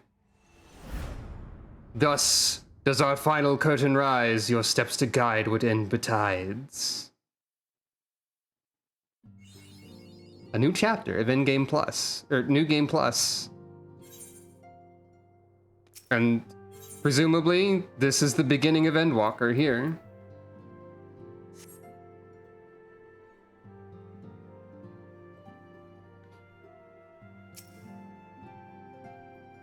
I have a feeling the journey to Charlene is going to be quite the test of your nerves in more ways than one. You'll miss this place while you're away, I just know it. But for now, the best thing you can do is get plenty of rest while we wait to hear from Kryl. Oh, interesting. When Arenvald tried to free the Amalja held in the tower, it triggered some sort of alarm, and the captives were killed instantly. As such, we have no choice but to leave them in the clutches of the Telophoroi until a means of rescuing them has been found. In the meantime, the summonings of lunar primals will continue, just as we must rely on the Grand Company of Eorzea to put down such entities and prevent any further abductions, so too do they rely on us to come through with our investigation. Much and more have we discovered of the Telophoroi's machinations since Thancred and I did return from Garlemald. Verily, their troops doth appear to have been tempered in much the same manner as those engaged in the construction of the towering edifice in the capital. There's a lot of people to talk to. After the end of the Dragonsong War, I spent many a moon roaming. Kugane, Radzatan, even Garlemald, but never Sharlayan. In all honesty, a nation populated entirely by bookish types like Alphino is not a place that appeals to me. I'm also books. Not only do the members of the Forum intend to adhere to their long-standing policy of non-intervention, they made a point of sending Master Fortuno here to explicitly state that fact. Rather than simply refusing to involve themselves in our affairs, it would appear that they're actively trying to prevent us from meddling in theirs. That does, of course, make Kryle's mission of securing our entry into Sharlayan nigh on impossible, but I'm confident that she'll find a way regardless. I've conveyed Lord Emmerich's wishes to Coltene and the others. For the present, their role will be to facilitate communication between our allies and gather information on our enemy. Those who are brought within close proximity of the towers are tempered into serving Garlemald, then forced to summon lunar primals with ether drawn from the land. But even having understood this, we are yet to uncover what the Telophoroi wish to achieve by all this. Are the towers purely for strategic advantage, or do they serve some other purpose? Whatever it is my father and the Forum are hiding, I'm determined to get to the bottom of it.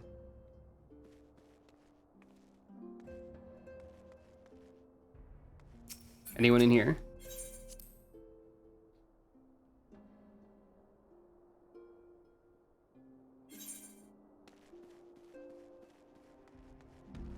Nope.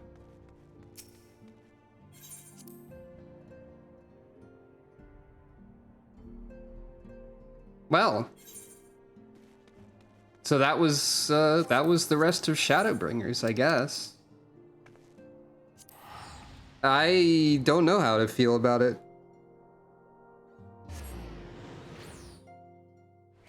Surprised, maybe? I would say I'm surprised to be here. Dawn Treader. But Dawn Trail isn't for a while yet.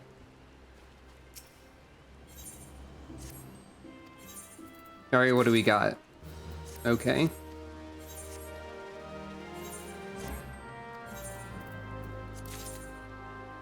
Mm-hmm.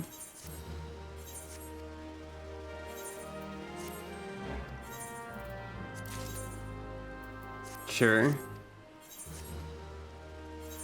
And... alright. One of those items was from an Endwalker dungeon.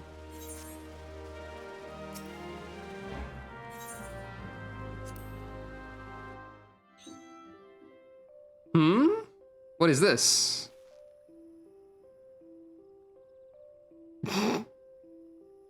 Okay. Hold on.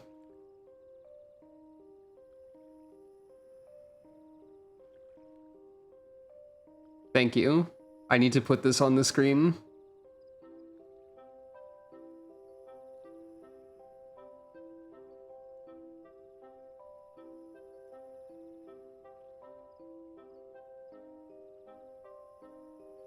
Thank you, Samantha. For Sucrofunk Goes to the Moon. For Windows and Macintosh CD-ROM. Another fun-filled junior adventure. Develops problem-solving and critical thinking skills. Over 30 lunar locations to explore. More than 400 secret click points exploding with fun. Levels 80 through 90.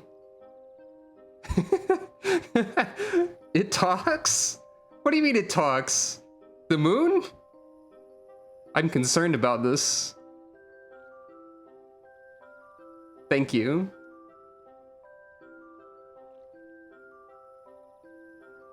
I'll find out. That's concerning. Anyway. Now that we're here. Realm Reborn. Heavensward. Stormblood. Shadowbringers. Not that one. This one. Endwalker.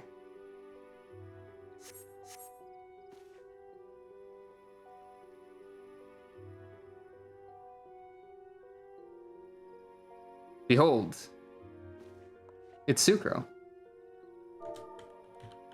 Don't tell anyone.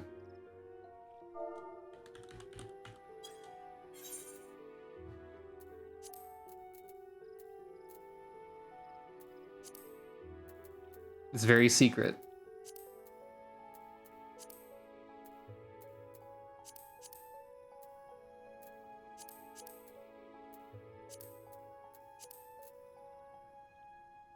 Either that or she's counting to one. One of these two things is happening.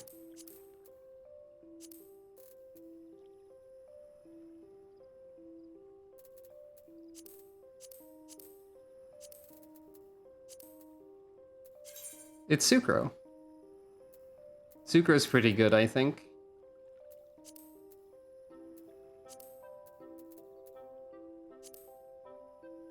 Sucro has a secret.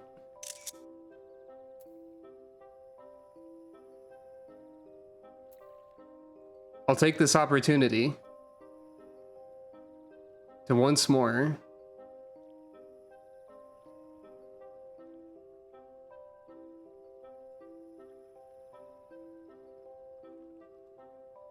show this temporarily, because this is the Endwalker glamour, and this shipped today. It is out for delivery, apparently. So that's exciting for me.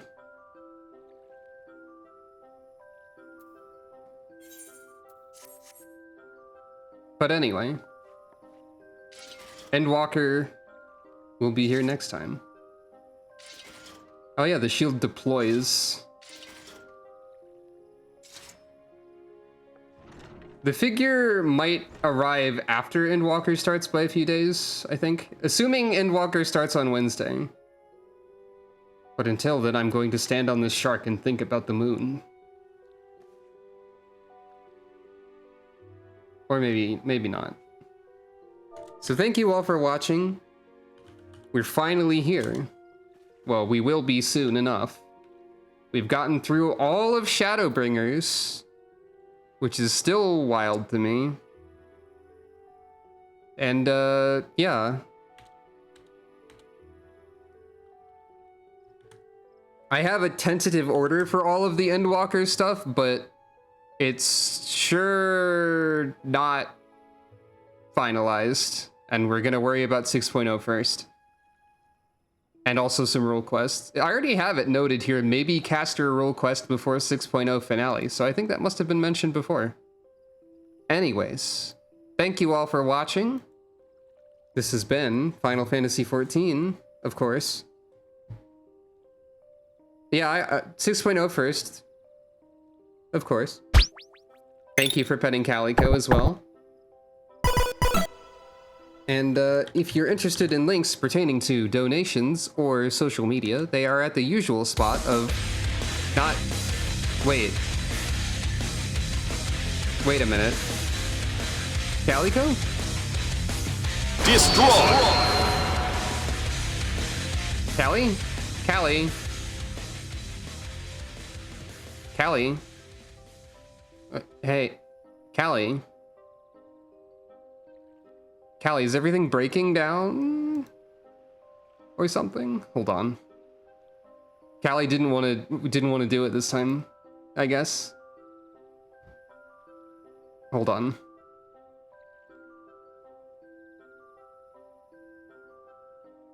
Did Twitch break at the very end?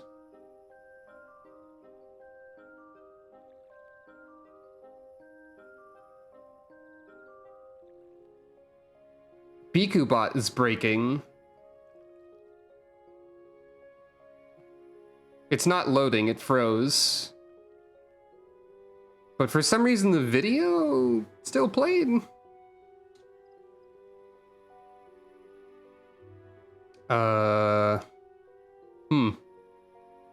By the way, this scene exists over here, with just me and Callie in the background and some Earthbound wiggling.